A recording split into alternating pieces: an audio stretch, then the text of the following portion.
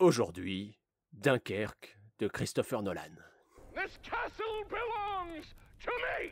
Cet imaginaire du cinéma est souvent relativement près de l'imaginaire des hommes du Moyen-Âge. Tous les films sont en costume, tous les films sont en décor, tous les films sont des univers fabriqués. Parfait! Pas tous les jours qu'on a un décor comme ça. Alors je vais le photographier avant qu'on le démolisse. As an artist, if it's not true, I wish it were. Je ne filme pas le patrimoine. Je filme des gens qui ont mal, qui ont froid, qui aiment, qui se déchirent. But why? Historiquement parlant, c'est un film qui est très bien fait. Mais cinématographiquement, c'est une merde. Jetez-moi ça, mais jetez-moi ça dans les douves. Eh bien, bonjour à vous qui nous rejoignez dans La Douve et bienvenue dans ce podcast consacré au cinéma et à l'histoire. Un podcast où nous essayons de tirer des choses des films que nous regardons indépendamment de ce qu'on a pu en penser, on va dire, en termes d'avis personnels. Au passage, dans ce podcast, nous avons, pour pouvoir réaliser ce podcast, nous avons mis en place un petit Tipeee qui nous permettra de couvrir entre autres tout ce qui est frais d'hébergement du podcast déjà, et aussi tout ce qui est frais de VOD ou éventuellement trucs comme ça les frais de micro ou des choses comme ça qu'on aurait à rembourser pour pouvoir produire cette émission. Et au passage, comme on a déjà un tipeur, on va pouvoir le remercier dans ce podcast en remerciant Nicolas Lasserre-TSS. Merci Nico. Tu gagnes un pick-up ainsi que 6 mois tout frais payé à Dunkerque de Christopher Nolan. Du coup vous avez entendu la voix de Pierre Udren, réalisateur, qui va nous Bonjour. qui va être avec nous. Il y a également Édouard Fabier. Bonjour. Bibliothécaire, et puis moi, Christophe Germier, nouvelliste du coup. Ensemble, on va décortiquer le film de Christopher Nolan, Dunkerque, et puis on va essayer également s'attarder sur un petit corpus, parce qu'on s'est rendu compte que qu'en croisant les thématiques qu'on dégageait du film, on pouvait intégrer d'autres longs métrages à cette réflexion, et donc on en a re-regardé d'autres. Et en guise d'ouverture, avant d'attaquer le film du jour, on voulait vous proposer une toute petite rubrique dans ce podcast qu'on va intituler le retour de Douve. Donc en gros, une remarque qui nous aura échappé, un petit truc à dire en rapport avec l'épisode précédent, une manière de revenir un peu ou de répondre à des questions si jamais on en a un jour sur le podcast. Une manière d'instaurer une continuité entre tous ces épisodes que l'on fait. Donc Pierre, je crois que tu avais quelque chose à dire à ce sujet-là. Je te passe donc la parole. Ouais, du coup la dernière fois on a parlé de l'État sauvage, du coup qui est un western et qui tient place pendant la guerre de sécession. Et même si c'est, alors pour le coup pas vraiment le sujet, c'était pas vraiment le sujet du film, on voyait qu'il évacuait ça. On avait évoqué le fait que justement la guerre de sécession, elle avait encore aujourd'hui même des répercussions en fait dans l'histoire américaine et même de façon plus large en fait l'histoire mondiale. Et pour approfondir un petit peu ça, je voulais vous conseiller un podcast qui est, alors pour le coup, qui a fait vraiment un taf ultra fouillé en profondeur. C'est Parole d'Histoire qui interviewe des spécialistes, et donc c'est vraiment de l'interview de diverses personnes sur un sujet précis, et ils ont sorti une série de 5 épisodes sur le déboulonnage de statues, et justement cette façon-là de comment la compréhension de l'histoire s'inscrit à une certaine époque et comment ça se traduit dans le monde contemporain. Et il y a là un taf super intéressant que moi j'ai écouté. Ça fait 5 heures, hein, c'est 5 épisodes d'1 heure, quoi, donc c'est assez épais, mais il couvre vraiment comment ça se passe aux États-Unis, comment ça peut se passer en France, comment ça s'est passé à certaines époques, comment avec la guerre certaines choses ont changé. Bref, je trouvais ça très intéressant et je pense que ça peut vous intéresser. C'est vraiment un truc de qualité. Donc voilà, ça s'appelle Parole d'Histoire. Et c'est du très bon travail. Merci Pierre. Du coup, moi j'avais juste une petite note à ajouter parce que entre temps sur le mois qui s'est écoulé, je me suis retrouvé à regarder la série télé Godless de Scott Frank avec Jeff Daniels dans le rôle du méchant, un truc où on l'attendrait pas trop, et ça rejoint un peu le sujet de la dernière fois, c'est-à-dire on va avoir quand même une certaine idée de l'émancipation de la femme à l'intérieur de la série, qu'on va retrouver collée à du western, donc ça c'est un peu périphérique on va dire de ce qu'on a fait la dernière fois, donc si vous cherchez des choses on va dire un peu dans ce style-là, avec une autre approche, vous pouvez toujours aller jeter un œil à cette série. Il n'y a que 6 épisodes, donc c'est pas très très long. Et le showrunner, du coup, est le scénariste, entre autres, il a été scénariste pour Sidney Pollack ou Soderbergh, donc du coup, c'est produit par Soderbergh, d'ailleurs. Voilà. Est-ce que ça vous le fait aussi quand on a fini le podcast, dans la semaine qui suit, vous trouvez plein de choses à dire qui auraient été vachement intéressantes à dire pendant? Oui, c'est ça, toujours. Tu sais, c'est comme quand tu te fais embrouiller, tu dis j'aurais trop dû dire ça et tout. Ouais, c'est ça, ouais. J'avais tellement de réparties. J'avais tellement de réparties dans mon imaginaire. Nous venons de subir une véritable débâcle.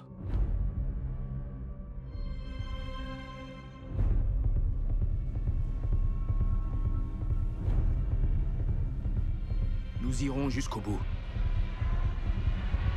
Jamais nous ne nous rendrons. Eh ben, sans plus tarder, nous allons passer au sujet du jour, donc une thématique autour du Dunkerque de Nolan qui nous a un peu interrogé, auquel on a collé du coup 2 autres films. Mais pour vous les présenter, eh bien, je vais laisser Édouard vous en parler. Oui, tout à fait. Alors, tout d'abord, nous allons parler de Dunkerque, de Christopher Nolan, qui est sorti en 2017, où l'on va parler notamment côté anglais de la poche de Dunkerque et de son évacuation. Nous avons également 1917, sorti en 2019, réalisé par Sam Mendes. Là, on va être durant la Première Guerre mondiale, où on va suivre un messager qui doit délivrer un message afin de sauver toute une compagnie. Et nous retournons dans la Seconde Guerre mondiale et du côté de Dunkerque avec Week-end à Zuidcote de Henri Verneuil, réalisé en 1964, où on va suivre un soldat qui, disons-le, s'embête un peu, et notamment nous allons le suivre au cours de ces rencontres où il va croiser des Anglais, des Français et des personnages qui chacun ont une vision de la guerre bien particulière. Peut-être on peut passer maintenant, savoir, vous, qu'est-ce que vous avez pensé finalement du film dont on va parler, Dunkerque?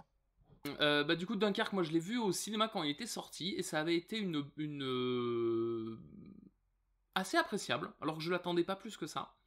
Assez appréciable dans la limite de ce que j'aime d'un film de Christopher Nolan, quoi. C'est-à-dire que c'est extrêmement bien fait, c'est un peu virtuose sur certains points, c'est un peu gogol sur d'autres, hein. Genre les dialogues, moi j'ai un peu du mal, et c'est surtout, et je pense que c'est de film en film, j'ai l'impression qu'il perd en humanité, qu'il se transforme petit à petit en robot. Et du coup, il y avait un truc en sortant de ce film-là de dire putain, c'était sympa. Le spectacle était très intéressant. Il y a plein de choses à en tirer, mais profondément, c'est pas un film qui m'a touché. Voilà, c'était un peu mon avis sur Dunkerque. Et en le revoyant, puisque je l'ai revu là pour le podcast, ça confirme complètement ça. C'est-à-dire qu'il y a vraiment des trucs que je trouve c'est pas pour rien que tu vois qu'il arrive à faire un peu les films qu'il veut et qu'il est très connu, c'est qu'il y a vraiment des choses qui sont extrêmement bien foutues à divers niveaux, et en même temps putain c'est froid, hein. Voilà, c'est un peu mon avis sur ce Dunkerque. Et toi, Christophe, Eh bien, moi, comme Pierre, je l'avais vu au ciné et j'en attendais rien, franchement, parce que le Interstellar m'avait laissé, qui était son film précédent sorti en 2014 ou 2015, m'avait laissé vraiment très froid, avec une impression de surcotage énorme. Vraiment, les gens en parlaient comme si c'était le truc ultime, alors que moi, j'étais là, bon, bah écoute, oui, c'est bien, c'est de la il a mis de la hard science dans un film de science-fiction. Oui, bon, en même temps, c'est le but, quoi. Donc voilà, ça m'avait laissé un peu. Je trouvais qu'il était sorti de ça très surcoté. Et du coup, j'attendais pas du tout Dunkerque. Quand je voyais les gens s'exciter là-dessus, j'étais là, putain, mais il va vraiment faire ça. Tu vois, il y avait un côté. À contre-pied, le mec, il va faire un film de guerre très terre à terre sur la poche de Dunkerque après avoir fait un film de science-fiction, de voyage dans le temps, tout ça, quoi. Du coup, j'étais un peu sceptique et en allant au cinéma, j'avais été très agréablement surpris, d'autant que je l'avais vu dans un tout petit ciné, truc associatif et tout ça, et l'effet immersif de tout ce qui est bande-son et visuel marchait très bien. Donc et à côté de ça, j'étais sorti en me disant ah tiens bah oui bah c'était un film de Christopher Nolan, c'était pas que un film sur la guerre, c'était peut-être même plus un film de Christopher Nolan qu'un film sur la guerre. Et on aura l'occasion d'en reparler. Et voilà, j'avais l'impression en sortant qu'il était arrivé au bout, on va dire, en termes de conceptualisation de ce qu'il créait. Je crois qu'avec Dunkerque, on est au bout du bout. Tu peux pas faire un truc plus typé en fait que Dunkerque en termes de produit nolanien, quoi. Voilà. Et à la fois, bah, c'était plutôt bienvenu comme petite parenthèse, je trouve, dans sa filmographie, même si je sais qu'aujourd'hui, les gens ont tendance à le délaisser parce que bah, c'est pas un film de genre en soi, quoi. Alors, pour rebondir un peu aussi sur ce qu'a dit Pierre, moi aussi, voilà, je l'ai vu au cinéma. Et alors voilà, je partage assez vos visions, c'est-à-dire, voilà, c'est peut-être un film un peu, voilà, à part dans la filmographie de Nolan, étant donné qu'il se situe quand même entre deux films assez, on va dire, enfin, pour généraliser, de science-fiction. Et effectivement, Dunkerque est assez froid, particulièrement pour un film sur la Seconde Guerre mondiale, qui est quand même une guerre très cinématographique et qui est, si on grossit le schéma, est quand même dans l'histoire du cinéma un peu une guerre du bien contre le mal. C'est pour beaucoup la guerre juste des États-Unis. Alors là, pour le coup, on n'a pas du tout on délaisse les États-Unis pour vraiment se concentrer sur l'ancien monde et voilà, et sur ces Anglais qui, au final, là, Nolan filme la défaite, en fait. C'est des soldats qui sont défaits et qui ne cherchent qu'à fuir. Effectivement, c'est assez froid. Mais je pense que finalement, j'aime parfois un peu les réalisateurs un peu froids comme Fincher ou Nolan. Donc, c'est vrai que moi, la froideur ne m'a pas gêné, quoi. Et voilà, pour le coup, je pense, peut-être des trois, je suis celui qui est le plus aimé. Voilà. Bah, c'est marrant parce qu'on dit qu'il est froid, mais moi j'ai presque l'impression qu'il est pudique, tu sais, vis-à-vis de ses personnages. Tu vois, il y a dans son Batman Begins, il dit quoi que nous soyons, qui que nous soyons, au fond de nous ne sommes jugés que par nos actes, et c'est quelque chose qui met en scène tout le temps en fait. Les personnages, ils agissent, et finalement ce qu'ils disent a assez peu d'importance en termes d'humanisation, quoi.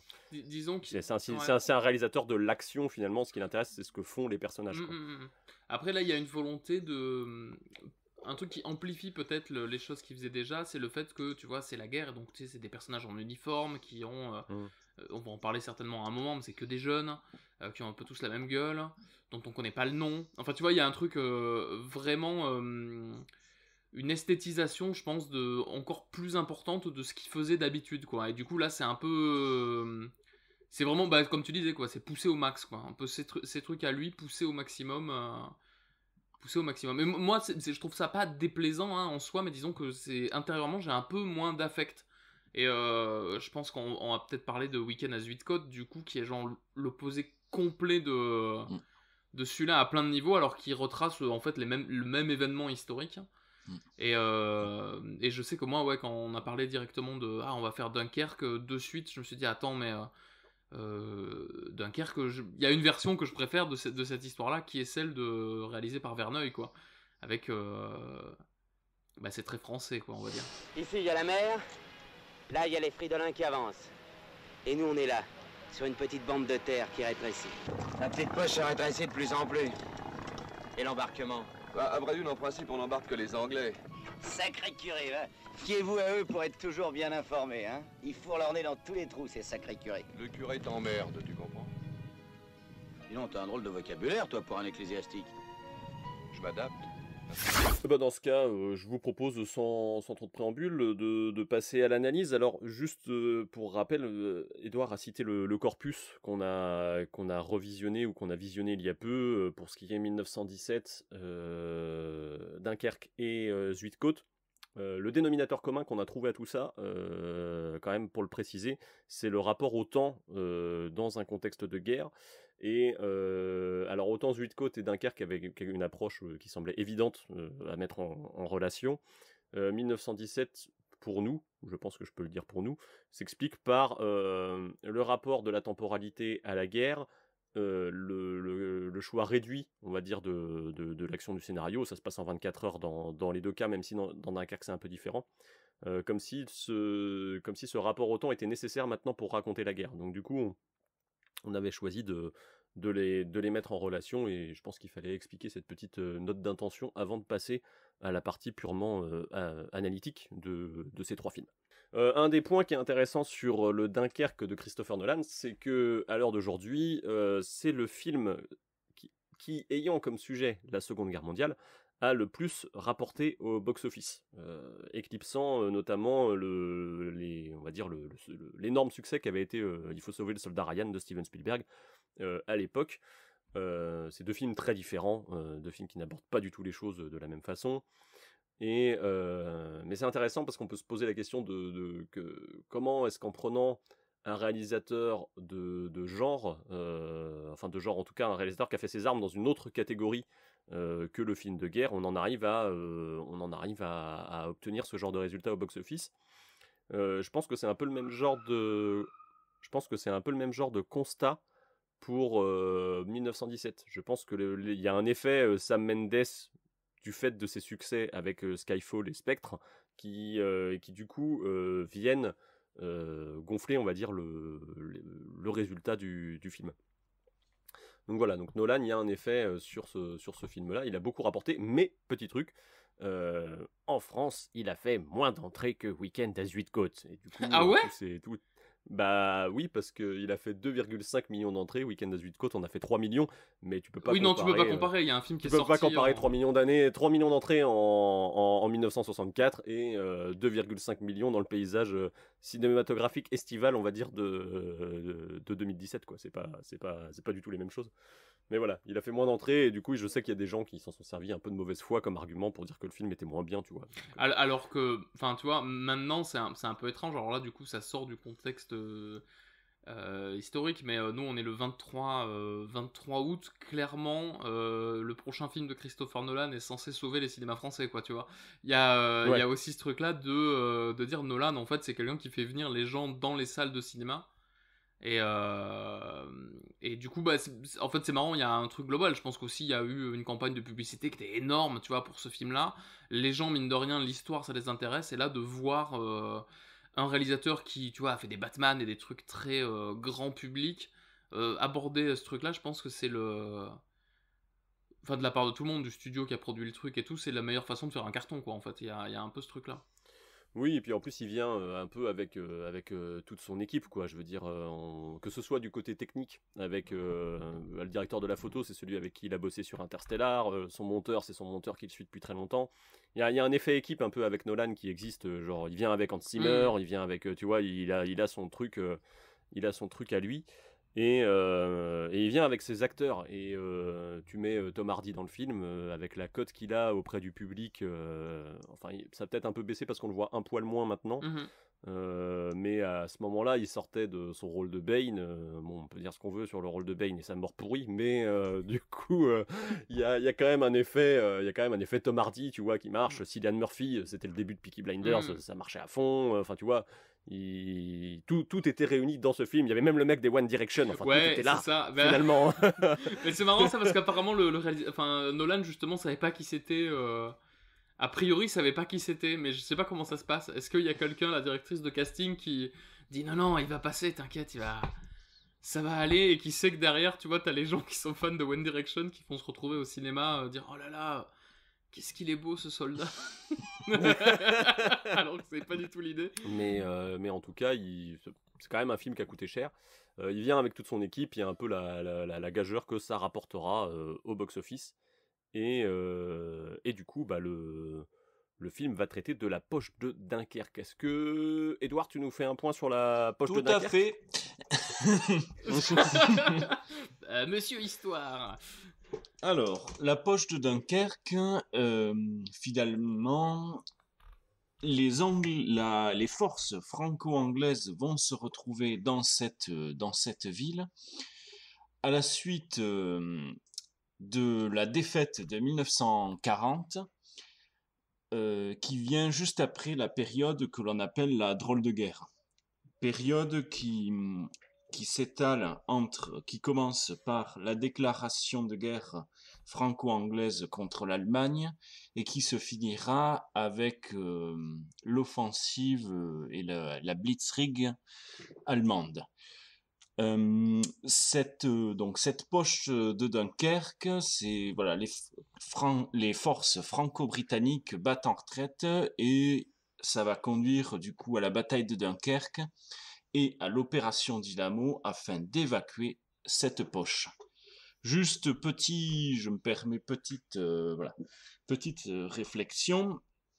Le film Dunkerque, en France, on a souvent reproché, on voit pas les soldats français. On a l'impression qu'il n'y a que les Anglais qui se sont battus.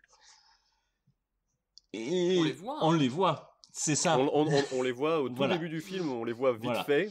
On en voit un notamment qui est un acteur français qu'on a retrouvé dans d'autres films, qui joue dans Les Misérables notamment, et dans des productions qu'on a vues plus récentes au cinéma, en France en tout cas.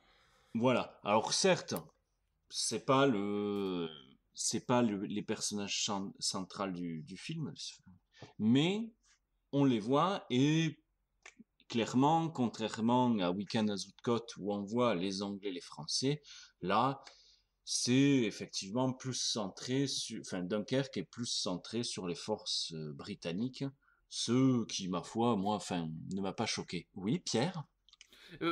Non, je voulais dire que après c'est normal quand t'es réalisateur de faire un choix, c'est-à-dire que là c'est pas le film n'adapte pas la bataille de Dunkerque, et t'as pas de film en fait qui adapte vraiment une bataille ou un truc. Là le film propose 3 points de vue dans cette bataille qui sont le point de vue d'un aviateur.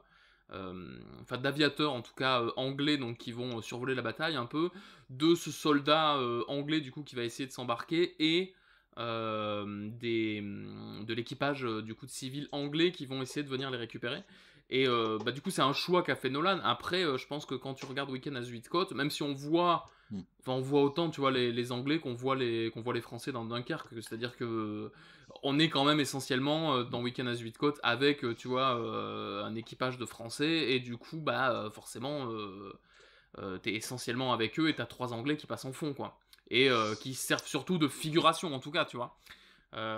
Et puis qui sont des personnages, ce qu'on dit des Anglais, c'est quand même que ils sont en train de boire le thé pendant que les soldats français crèvent sous les obus. C'est ça. Le discours est un peu ça quand même. Du coup, je pense que ça, en soi, c'est un reproche qui revient souvent en fait dès qu'il y a un événement historique qui est adapté dans le cinéma dit historique, et la plupart du temps, c'est un peu un avis qui prend pas en compte en fait quel est le but initial du scénario quoi. En l'occurrence là, tu vois, les personnages principaux sont anglais. Je trouve que un réalisateur se doit pas, même s'il fait un film historique, de restituer l'entièreté d'un truc. Il y a certains films qui essayent ça. On en a parlé la dernière fois de Gettysburg, tu vois, qui retrace la bataille de Gettysburg de la façon la plus large possible. C'est atrocement chiant, tu vois, à un moment faut le dire aussi quoi. Justement, le but d'un réalisateur, c'est d'avoir un point de vue et d'avoir des partis pris quoi, un petit peu, je trouve. Et justement, en parti pris, Nolan, ce qui l'intéresse dans ce film-là, mais c'est ce qui traverse tout son cinéma, c'est la course contre la montre quoi. C'est la course avec le temps. Je pense que s'il y a un truc qu'on retrouve dans tous ces films, c'est ce truc avec le chronomètre. et à tel point que ça en devient visuel dans le film. En fait, il y a beaucoup de gens qui ont reproché aussi que ce soit très rangé sur la plage de Dunkerque, contrairement au bordel que ça aurait pu être. Le truc très fouillis qu'on voit dans Huit Côtes, qu'on voit aussi dans Reviens-moi, qui est un film périphérique dont on pourra reparler un peu sur le sujet. Le bordel de la plage où les soldats savent pas quoi faire. Lui, il a lu que les soldats, ils étaient en ligne jusque dans l'eau pour attendre les embarcations. Ce qui l'intéresse, c'est ces espèces de lignes, parce que dans le moment où le personnage principal chope un brancard au tout début et essaye de filer jusqu'à la digue, et ben visuellement le temps passe, quoi. On passe 1 ligne, 2 lignes, 3 lignes, et ça quantifie énormément ce chrono, et on va avoir le même effet à un moment quand l'avion va passer au-dessus de la plage, de passer 1 ligne, 2 lignes, 3 lignes, et en fait ouais, le rapport au temps est visuel en fait dans ce truc là, quoi. Mais alors on l'a vu du coup là, parce que nous on a vu plusieurs films dans le corpus, c'est pas évident de foutre tout un film sur une plage, parce que bah tu vois, c'est un décor qui est très homogène, et justement c'est une façon aussi pour lui de situer l'espace, en fait. Il y a ce truc là, et de le déstructurer aussi à certains moments, quoi. Mais le rapport au temps, on l'a directement dans la musique, hein. Je crois que le premier truc qu'on entend, c'est un truc de chronomètre, quoi. Justement, on a vraiment ce truc là de les 20 premières minutes de Dunkerque, c'est une montée en tension qui, d'un point de vue purement mécanique du scénario et de l'action, c'est quand même un truc qui est assez dingo, hein, moi je trouve. Ah oui, moi je trouve que ça me scotche. Après, je trouve qu'il y a un petit ventre mou un peu plus tard qui a tendance à faire redescendre un peu la pression, peut-être un peu trop pour te remettre dedans après, mais dans la montée en puissance, ça marche très très bien au début. Bah, on disait que ça devenait le concentré de Nolan. Bah, ce qu'on récupère là, c'est le Hans Zimmer qui finalement a été... C'est rigolo parce qu'Hans Zimmer, il accompagne Nolan depuis Batman Begins. Et plus ça va, plus sa musique, Nolan, il lui demande de l'épurer au maximum. C'est même plus de la musique au stade de Dunkerque, c'est du sound design, quoi. On n'est même plus dans un rapport, on va dire, mélodique à l'apport musical. Bon, bien évidemment, il y a quand même des mélodies, c'est quand même enregistré partiellement avec un orchestre et tout ça. Mais on est vraiment dans quelque chose qui va s'intégrer. Nolan conçoit la musique de plus en plus comme quelque chose, comme un morceau du film, et presque plus comme une partition, quoi. Ça fait partie intégrante du son, à tel point que... Alors c'était visible dans Inception, là ça doit être le cas dans Dunkerque, c'est probablement le cas dans Interstellar. Je sais pas si vous avez vu les formats cut du Fossoyeur de film, vous, ou pas. Ils essayent de remonter des films à la manière d'eux, et ils ont essayé de s'attaquer à Inception, et ils se sont rendus compte que Inception, c'était impossible. Il y a de la musique de tout le temps, remonter, en fait. parce qu'il y a de la musique partout, en fait. Même si c'est juste une ligne de basse ou n'importe quoi, il y a de la musique partout, et je pense que tous les films de Nolan sont comme ça. Enfin, en tout cas, aujourd'hui, il y avait peut-être un peu plus de silence à ses débuts, mais voilà, la musique, elle fait partie du processus immersif, en fait, qui sert à son propos, quoi. Et du coup, à ce rapport de pression, de course contre la montre qu'on a dans le film.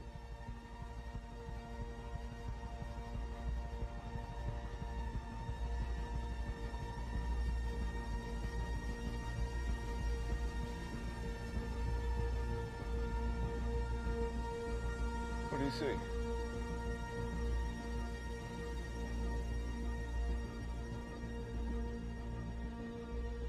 Home.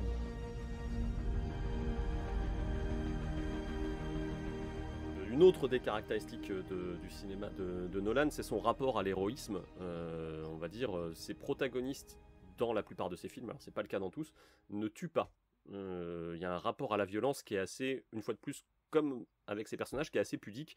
La mort, elle arrive souvent hors champ. Alors là, c'est pas le cas parce que c'est un film de guerre, donc forcément, tu prends les 2 premières minutes du film, il y a des mecs qui se font flinguer. Mais ces héros ne tuent jamais, et ça va revenir dans le film. On s'intéresse à des personnages qui ne tuent pas, et dont l'ennemi est l'ennemi. Pour le coup, c'est présenté comme ça au début du film. On dit pas c'est les Allemands, on dit pas c'est les nazis. On dit il y a l'ennemi, quoi. Tu vois, il y a cette espèce de force un peu. D'ailleurs, on les voit pas. Hein. Enfin, on les voit pas. Hein. Il y a un rapport à l'adversaire, en tout cas, qui est juste une silhouette, juste une ombre qui encercle petit à petit les personnages. Mais voilà, ils se battent. C'est bien la preuve que, une fois de plus, c'est la course contre la montre qui t'intéresse plus que le rapport à la bataille, quoi. L'affrontement, ouais. Mais d'ailleurs, Mais, juste pour, ouais, vas-y, Edouard. vraiment accentuer ça, les autres films qui sont liés à la Seconde Guerre mondiale, en général, c'est quand même plutôt enfin, il me semble, c'est plutôt le contraire. C'est-à-dire, vraiment, on montre, le héros, il va tuer, mais il va tuer pour le bien. Parce qu'il va lutter voilà, contre les méchants. Et d'ailleurs, oui, comme tu disais, là, quel est le plus impressionnant finalement? C'est l'ennemi qui avance mais qu'on ne voit jamais, ou finalement le visage de l'ennemi, quoi. Et je pense que Nolan, voilà, est plutôt partisan de, comme tu disais, la course contre la montre et cet ennemi, l'ombre qui pèse, qu'on ne voit jamais, mais qui est bien présente et qui met une pression constante. Bah, je pense que c'est pas un hasard si dans son premier Batman, les méchants, c'est la Ligue des Ombres, tu vois, finalement. Ce qui l'intéresse, c'est toujours les menaces, on va dire, les menaces impalpables de l'ombre qu'on va avoir de l'ombre, ouais, du coup. J'essayais de pas redire, mais bon, mais c'est ce type de menace. Tu regardes dans Inception, la menace, elle vient de... Elle est impalpable, tu peux pas lui mettre un visage. Il y a éventuellement à un moment le personnage de Marion Cotillard, mais qui est vachement nuancé, qui va incarner cette menace. Mais sinon, ils sont en train de se battre contre eux-mêmes en permanence, en fait. Et je pense que c'est ça qui l'intéresse. Et dans ces Batman, on disait le personnage ne tue pas. Dans les Batman, le principe même de son Batman à lui, en tout cas, c'est que Batman ne tue pas dans ses films. Et Batman ne tuera jamais. Dans Inception, les personnages ne tuent pas non plus. Ils s'en prennent à des silhouettes qui incarnent je sais plus comment ils disent, mais tu sais, en gros, le cerveau réagit en envoyant il se défend, et du coup, ça crée des méchants, en gros, quoi. Tu vois? Et donc, du coup, c'est pareil, c'est une menace qui est assez impalpable aussi dans le délire, quoi.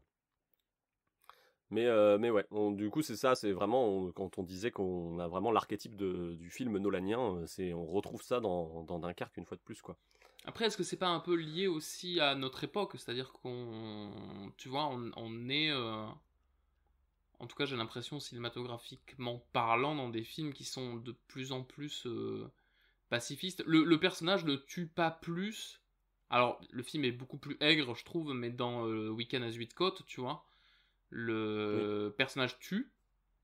Mais alors on va spoiler un peu, en fait il tue des soldats français en fait à un moment, quoi. C'est-à-dire que le mec part à la guerre, il tue personne, et les seules personnes qui va buter à un moment, c'est 2 soldats français qui essaient de violer une nana, quoi. Du coup c'est un peu c'est peut-être... Bah, ça c'est hyper intéressant d'un point de vue du personnage et d'un point de vue de ce que ça essaie de dire, quoi. Mais ça aussi, c'est très pacifiste quelque part, de dire que ton ennemi, c'est toi-même, enfin c'est tes alliés.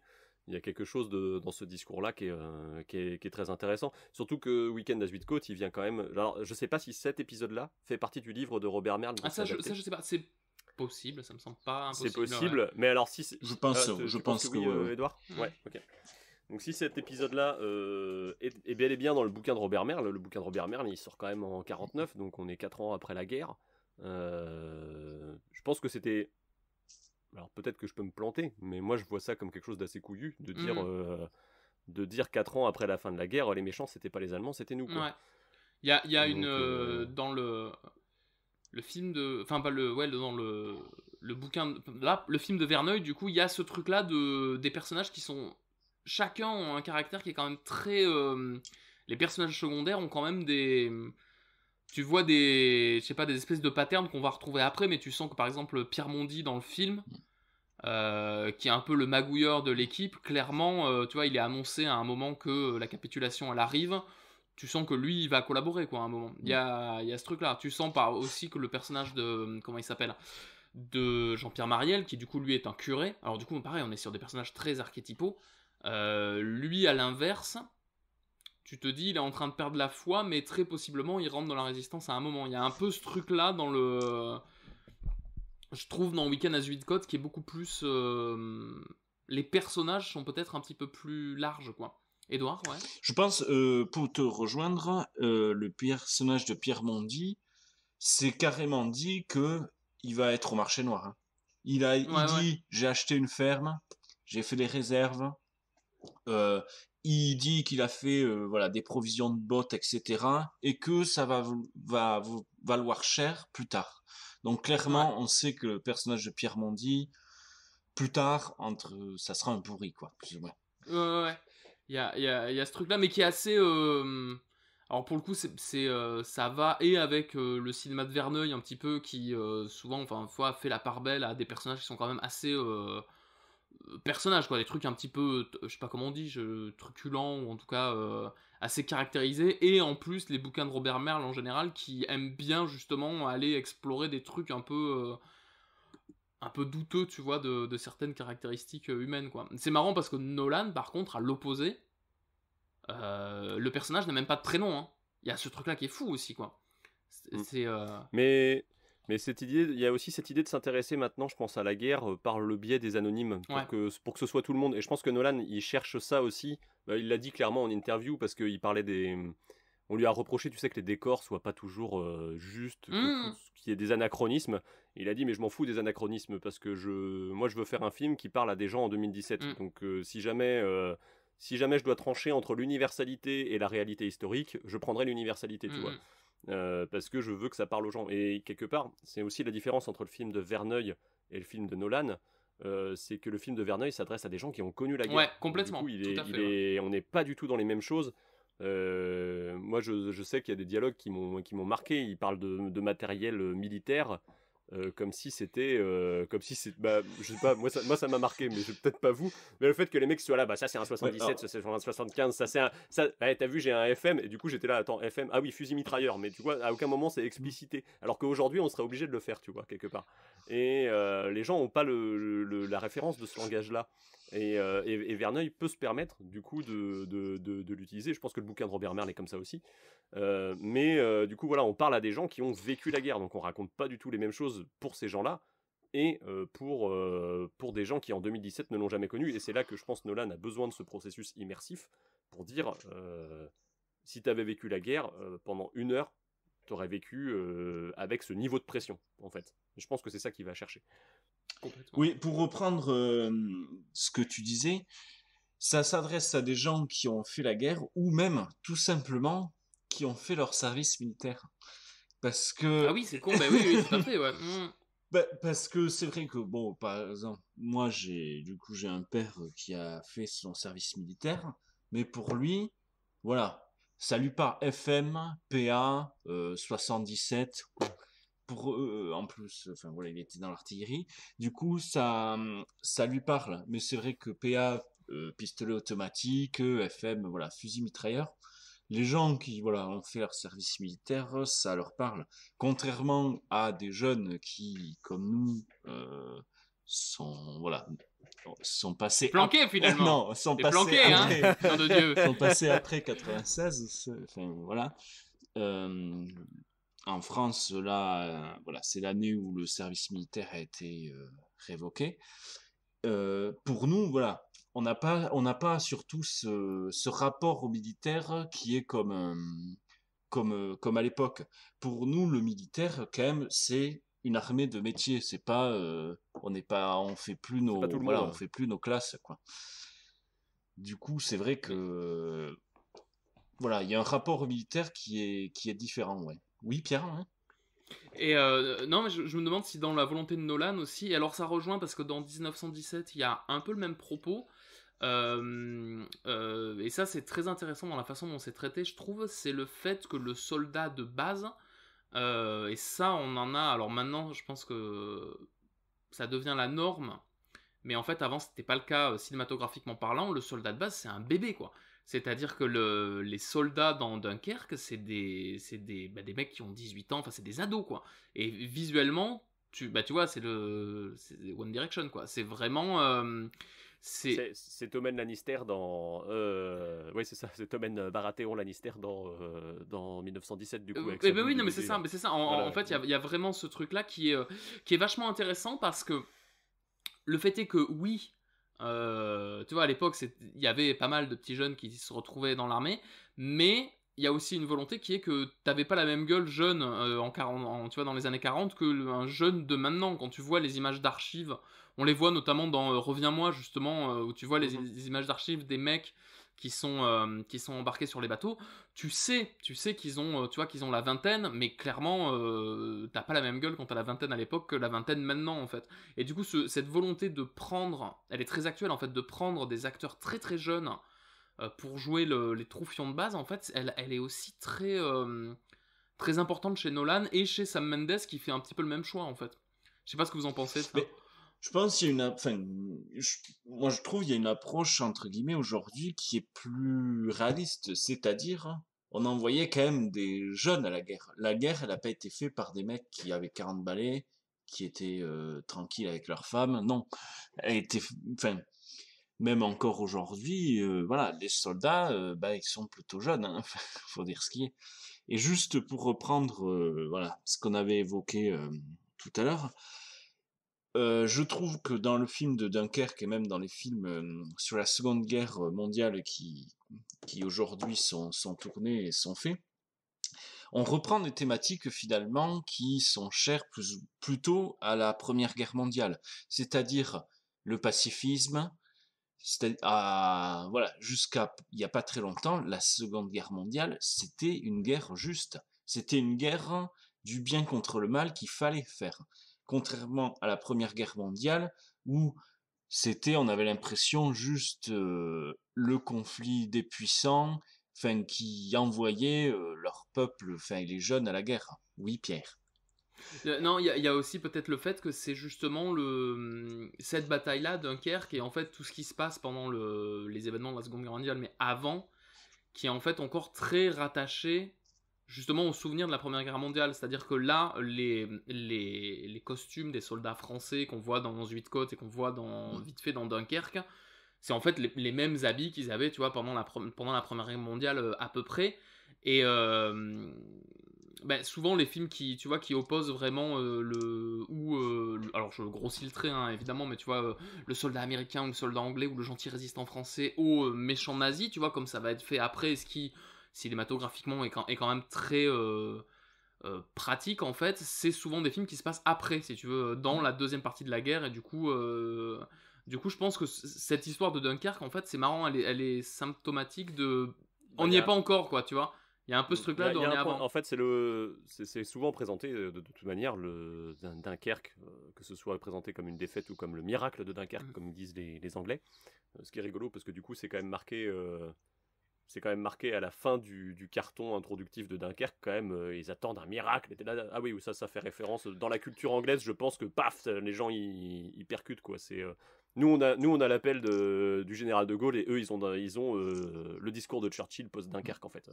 Du coup, c'est des trucs à mettre en parallèle. Et du coup, me suis perdu dans mon idée. Je disais quoi le fait que c'est... on parlait d'événements fondateurs de la guerre, mais que du coup, c'est aussi un tournant, en fait. C'est le point de bascule, en fait. On va basculer dans un autre type de guerre à partir de ce moment-là. Puisque, de toute façon, c'est ce que dit un peu le personnage, alors je sais plus lequel, dans 8 Côtes. Pourquoi on a perdu? On avait les tranchées, on avait Maginot. La dernière fois, ça a marché, quoi. Ouais. Tu vois. Et du coup, oui, on change de guerre. On passe dans quelque chose d'autre dans ce contexte-là. Oui, comme tu le disais, on change de guerre. On passe d'une guerre de position, qui était la Première Guerre mondiale, où on devait prendre la tranchée adverse, où là, c'est une guerre de mouvement. D'ailleurs, la Blitzkrieg illustre assez bien ça, c'est les chars, les avions, les soldats, hop, tout est en mouvement, tout est une histoire de mouvement.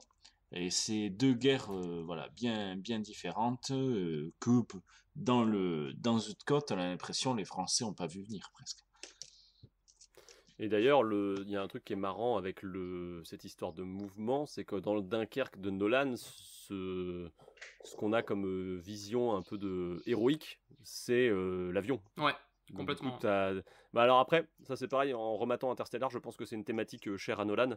Le pilote sacrifié, c'est son truc, quoi. Dans Interstellar, c'est ça. Dans The Dark Knight Rises, c'est ça aussi. le pilote qui se sacrifie pour le bien commun. Je sais pas si son papa était pilote, ou si, tu vois, s'il y a une histoire de guerre justement dans son passif, où il y aurait cette espèce d'image du pilote, mais en tout cas on le retrouve. Et là, bah, tu disais, on passe à une guerre d'action, on va retrouver ça. Le moment salvateur un peu du film, c'est le moment où le personnage de Tom Hardy arrive sur la plage avec son avion, quoi. Il se passe des choses avant, mais c'est ce truc-là qui va sauver les autres personnages qu'on a vus en amont, en fait, qui se battent depuis une semaine ou un jour, quoi. D'ailleurs, il y a deux visions de l'aviation finalement qui s'affrontent entre Weekend at Scott et Dunkerque. Dans Weekend at Scott, l'aviation, elle est juste menaçante. Elle arrive, elle mitraille tout le monde, elle repart. Alors que dans Dunkerque, on l'attend. Ils l'attendent de l'aviation dans les soldats britanniques. D'ailleurs, ils se disent, mais c'est bon, tout ça va s'arrêter quand la RAF va arriver, et va balayer tout ça, et va nous sauver. Et le pilote survivant d'ailleurs à Dunkerque, le coéquipier de Tom Hardy, se fait insulter par les soldats britanniques parce que ils sont arrivés trop tard. Et puis en plus, le film nous donne l'impression que la RAF se résume à besoin de 3 avions.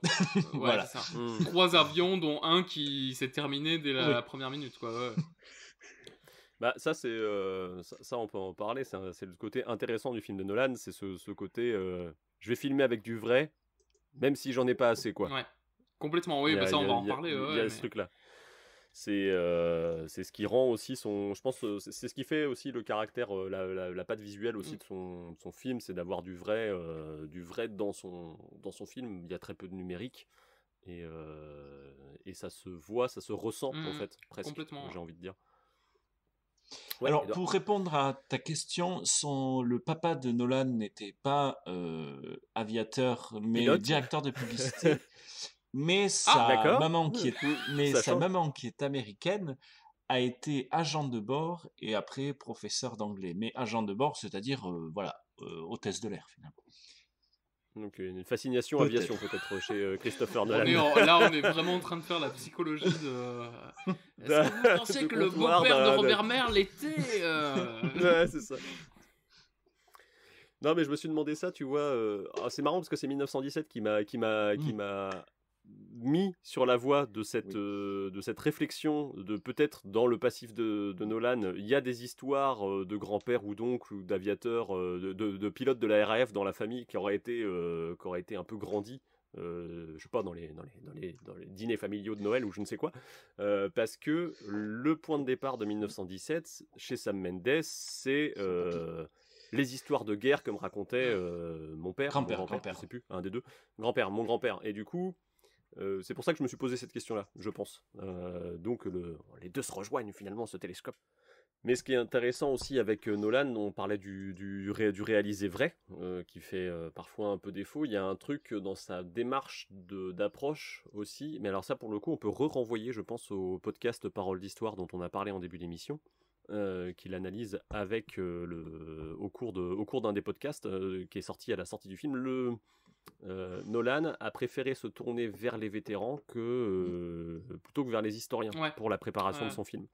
Donc on a même, tu vois, on parlait du rapport au troufion de base dans le film de guerre, même en amont, même au moment de la préparation, il a quand même été plutôt vers les gens qui l'ont vécu que vers les gens qui la racontent aujourd'hui dans les bouquins en fait. Donc il est quand même il n'est pas du tout dans la recherche d'une toile on va dire analytique de la guerre, mais plutôt dans comment vous avez vécu ça, quoi. Ouais. Mais c'est justement Kenneth Branagh qui expliquait, qui joue du coup là alors je sais pas quel est son grade, mais du coup un petit peu le haut gradé. L'officier, quoi. C'est ça, l'officier qui alors clairement rappelle le scénario à tout le monde, c'est-à-dire que c'est le seul qui dit là il y a 200 mecs qui sont passés, bon voilà, mais qui du coup là dans le film en fait est un peu celui qui est chargé de l'évacuation sur la plage de Dunkerque, et qui disait que lui du coup il s'était retrouvé à une séance de projection avec des vétérans qui avaient vraiment fait la guerre, et à tous les niveaux, il y a même dans l'opération Dynamo, du coup, c'est des bateaux civils qui vont récupérer, donc anglais, qui traversent la Manche, qui vont récupérer les soldats. il y a une volonté justement de réutiliser. Il y a ces bateaux-là qui ont été certains conservés. Et du coup, ils ont tourné dans le film. Tu les vois dans des plans qui font pas très immersifs d'ailleurs, moi je trouve. Mais tu vois par contre qu'à l'image, tu as les vrais bateaux qui ont vraiment... sur la petite note historique, ces bateaux-là, aujourd'hui, il y a une association des rassemblements de la petite flottille de Dunkerque, Association of Little Boats of Dunkirk, ou un truc comme ça en anglais. Et il y a un truc qui est intéressant, c'est que c'est les seuls navires civils qui ont le droit de porter le pavillon de la Croix de Saint-Georges. Et du coup, c'est un pavillon normalement qu'un bateau militaire ne peut arborer que si l'amiral est à bord. D'accord, ok. Donc ils ont quand même cette espèce de distinction par rapport à la marine. Et cette association, du coup, elle fait la traversée de la Manche avec la Royal Navy. Tous les 5 ans, ils refont l'événement, en fait. D'accord, ok. Ouais. Donc ces bateaux-là que Nolan a été chercher, ils sont aussi encore en activité. En fait. Ils continuent à faire de la reconstitution. Ouais. D'ailleurs, cette intervention du civil dans les opérations militaires, ça illustre quand même aussi le devenir d'une guerre totale, en fait, où le civil et le militaire vont se mêler et le civil ne va pas être épargné par la guerre, et surtout notamment par les futurs raids qui vont sévir sur notamment Londres en Angleterre, quoi. Je pense que c'est ce qu'il voulait, ce qu'il voulait illustrer peut-être aussi en mettant le point de vue, justement, t'as des aviateurs aussi, donc t'as un point de vue global aérien, t'as les mecs sur l'eau, t'as les gars sur terre, enfin tu vois, t'as vraiment...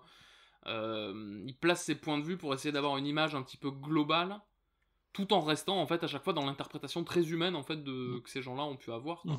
Je pense que Et ça se sent même dans la volonté de resserrer ça se sent même dans la scène de fin, la séquence de fin où on va avoir le discours de Churchill. Dans n'importe quel film histo, t'aurais eu un gars grimé en Churchill, Gary Oldman peut-être, qui se serait pointé devant une tribune et on l'aurait eu mis en off, mis en vrai, tu vois, ce discours.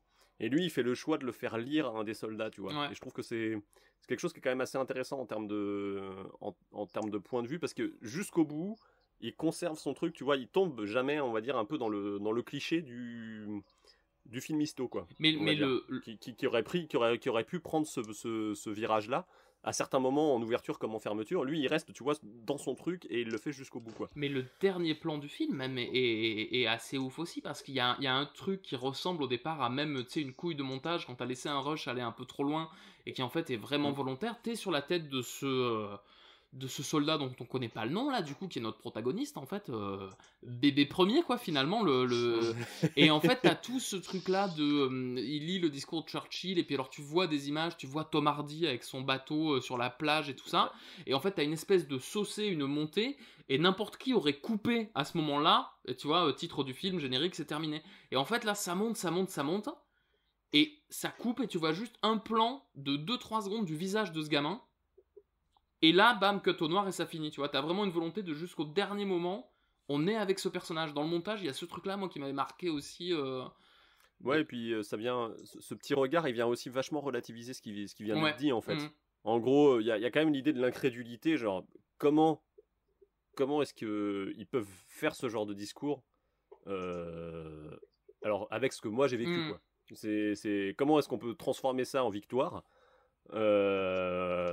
en nouveau départ, et puis il y a l'idée aussi, putain, je vais devoir y retourner, tu vois. Et il y a tout ça qui passe dans ce petit jeu de regard, et ce qui est assez malin, parce qu'une fois de plus, il y a aussi, je pense que ça interroge aussi le rapport aux politiques entre les grands discours et ce qu'on vit vraiment, ce qu'écrivent les historiens, ce que vivent les vétérans, tu vois. On est vraiment dans ce dialogue-là, je pense, dans le film, même si ça apparaît, pour le coup, qu'à la fin du long métrage, quoi. Du coup, pour vous, cette volonté de Nolan de filmer justement la guerre sans avoir trop de numérique, d'amplifier trop les choses comme ça, vous en pensez quoi? Parce que du coup, moi j'avais vu un truc assez intéressant, j'avais vu que des mecs avaient gueulé parce que du coup à un moment ils filment le port de Dunkerque, et il y avait des mecs qui avaient dit oui mais les grues qu'on voit là, alors du coup il y a de la fumée qui a été rajoutée un peu numériquement, tu vois, mais normal quoi, le numérique sert un petit peu à amplifier, mais des mecs qui disaient oui mais les grues qu'on voit là c'est des grues en fait modernes qui ont été juste qu'ils ont un peu usiné, mais c'est quand même des grues qui étaient certainement pas là à l'époque, et en fait lui avait juste répondu mais moi ça m'intéresse pas en fait, je veux montrer l'endroit où on tourne c'est Dunkerque, et je montre Dunkerque, point. Et à plusieurs moments du film, t'as ce truc-là qui est un peu... je sais pas, qui est particulier, parce que quand tu vois... t'as l'avion de Tom Hardy, tu sais, qui survole, t'as un long plan... où il survole en fait la ville, et en fait tu vois que c'est la ville moderne. Ils ont gommé un petit peu les paraboles, les trucs qui faisaient trop les Ford Focus en fond, tu vois, mais c'est quand même même au cinéma, moi je me rappelle, ça interpelle l'œil parce que tu te dis juste attends, mais c'était comme ça à l'époque, c'est un peu, ça paraît quand même très moderne, quoi. Même dans les premiers plans, tu regardes, il y a certaines maisons qui sont un peu interpellantes en termes d'architecture, je pense, par rapport à ce qui serait attendu de l'époque. Mais une fois de plus, c'est ce qu'on disait. Nolan, c'est ce qu'il disait en interview, entre la véracité, on va dire, historique et l'universalité de mon discours. Je choisis ce truc-là, et si ça doit passer, pour que les gens se projettent dedans, j'ai besoin que le truc soit vraiment soit un peu plus moderne. Je m'en fous en fait. Et puis en même temps, il aime tourner dans les vrais trucs aussi, donc du coup c'est quelqu'un qui aime assez peu, même s'il il fait beaucoup de studios, mais quand il fait du studio, il construit des décors, quoi. Il essaye d'être au maximum dans le vrai. Et je sais pas, moi je trouve que, au jour d'aujourd'hui, où on a quand même beaucoup de bouillie numérique dans les blockbusters, je suis plutôt content quand j'ai ce genre de démarche. Donc du coup, même si c'est pas assez, même s'il n'y a pas assez d'avions, même s'il n'y a pas assez de bateaux, même s'il y a plein de choses qui vont pas, le fait d'être parti sur une plage avec sa caméra et de se prendre du vent dans la gueule avec ta caméra, c'est une démarche que j'apprécie. Donc du coup, je peux pas lui enlever ça en tout cas. Mais je sais pas, j'aime bien, et en même temps, moi le gigante, en fait, si tu veux, je trouve que ça va un peu à l'encontre du film. C'est-à-dire que quand tu vois les mecs sur la plage, tu te dis ok, il y a plein de monde, t'as vraiment 1000 mecs, tu vois, sur la plage là. Ils sont là en présentiel, quoi, tu vois, ils ont signé un machin, ils ont été chercher leur costume, ils ont les sandwichs prévus à midi et tout ça. Mais quand t'as Kenneth Branagh, du coup, qui dit oui, ils sont 400 000 sur la plage, et toi t'es là, bah non, mon gars, ils sont beaucoup, mais ils sont certainement pas 400 000, quoi, tu vois.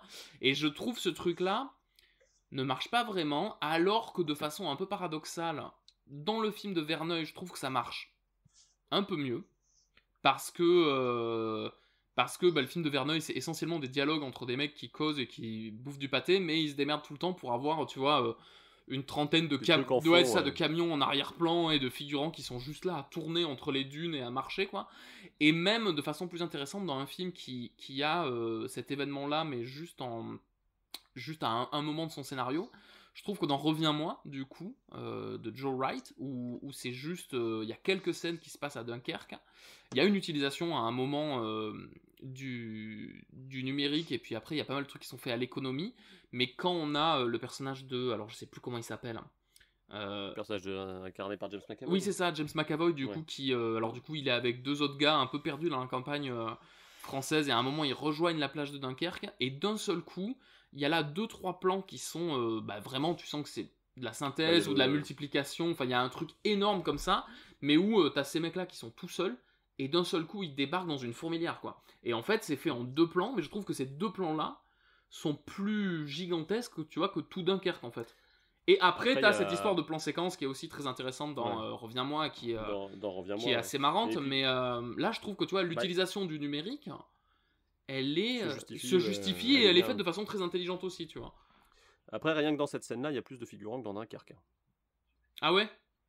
Ouais, je crois que la scène a nécessité, je crois, le double de figurants par rapport à ce qu'on a dans tout Dunkerque. D'accord, ok.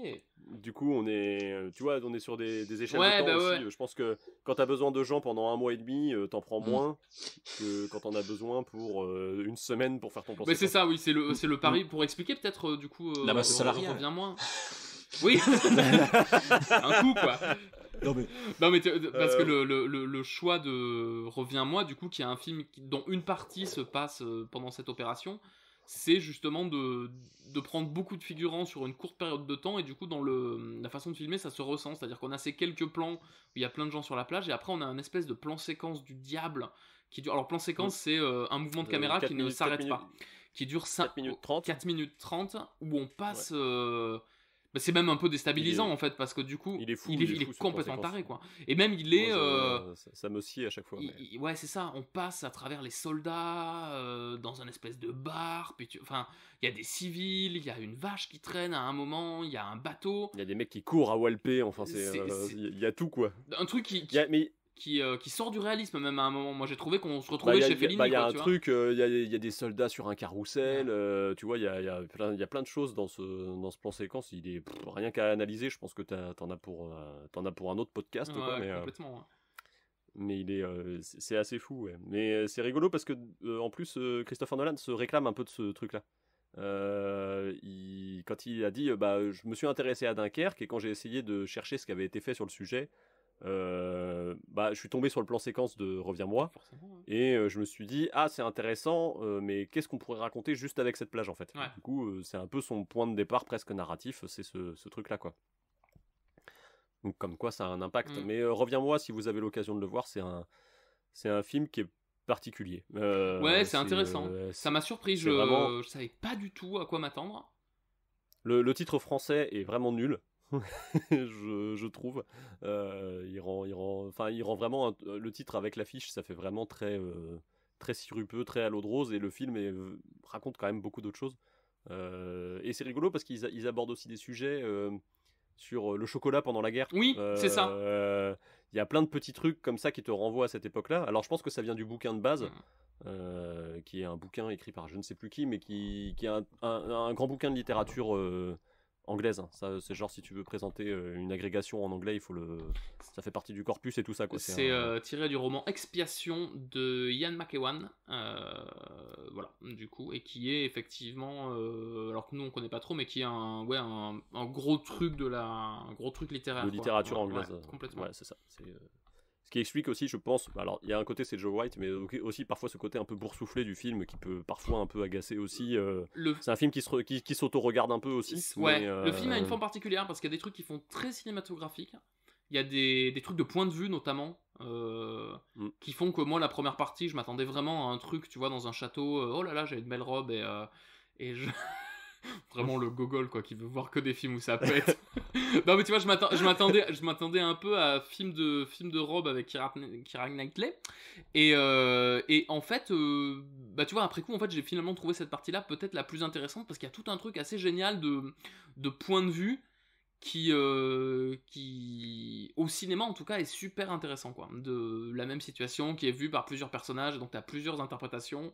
Très intéressant. Après, je pense qu'il jouait un peu avec cette image-là lui aussi, puisque son film précédent c'était Orgueil et Préjugés, donc Jane Austen, tout ça, et il arrive là-dedans, il a l'air de reprendre le même point de départ, et en fait c'est Agatha Christie, quoi, tu vois, et du coup c'est assez différent. Mais voilà, si vous avez l'occasion, Reviens-moi, c'est un bon complément, on va dire, à tout ce qu'on est en train d'évoquer.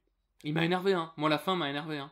C'est vraiment, j'ai commencé le film en me disant je sais pas trop à quoi m'attendre, je le regarde parce qu'il y a une scène apparemment, tu vois, il y a ce plan séquence, et puis en fait les 10 premières minutes du film j'étais là putain mais c'est génial, c'est fou, il est trop bien, et en plus hop, qui c'est qui arrive? Benedict Cumberbatch qui est présent depuis le début dans tous les films dont on a parlé. Sauf Dunkerque. Non, et Weekend à Zuidcote, mais il y a peut-être son père, on sait jamais quoi. Oui, c'est ça. mais du coup, Reviens-moi, super intéressant. Et après, t'as tout ce truc-là de tu sens quand même le truc adapté d'un bouquin. Et mais en même temps, c'est intéressant, quoi. C'est vraiment regardez-le, ça vaut le coup. Voilà. Mais c'est marrant, c'est une espèce de dimension qui traverse un peu le cinéma de Joe White. Moi, je trouve ça toujours intéressant de voir ces films, même s'ils sont pas toujours bien. Je le reconnais franchement. Sa version d'Anna Karenine, elle est intéressante aussi. Il y a des trucs, notamment, et une fois de plus, dans la première moitié, qui sont assez intéressants sur tout ce qui est... Tu l'as vu, toi, Edouard, ou pas? Non. Alors, en fait, en gros, toute la première partie, tout se crée dans un espèce de lieu clos qui est le théâtre, avec des changements de décor, des machins. Tu vois, il est très amoureux de la mécanique du théâtre, parce que ça se voit dans Pan aussi. Il y a des histoires on voit les ficelles en fait, les personnages qui se lèvent et tout ça. Et il y a je sais pas, c'est intéressant. Ouais, il a une façon d'aller voir les choses qui est parfois, même souvent péteuse, mais en tout cas qui change un peu de ce qu'on pourrait attendre d'une adaptation de Anna Karenine par exemple. Quoi. Voilà. Péteuse.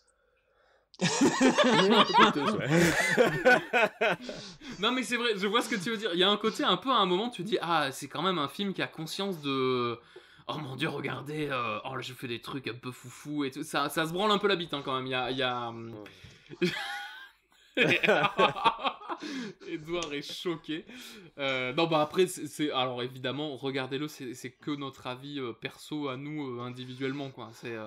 Moi, de Joe Wright, le seul que j'ai vu vraiment, que j'avais vu vraiment avant ça, c'est Darkest Hour, du coup, où il y a qui se passe en parallèle de Dunkerque et de Weekend à Zuidcote, et qui en fait Churchill qui gère l'opération Dynamo, et qui pour le coup m'avait semblé moi très intéressant, quoi.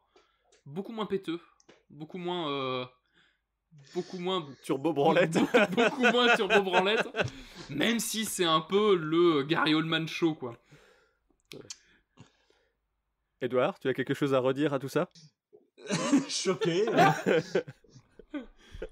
Oui, non, mais je vois.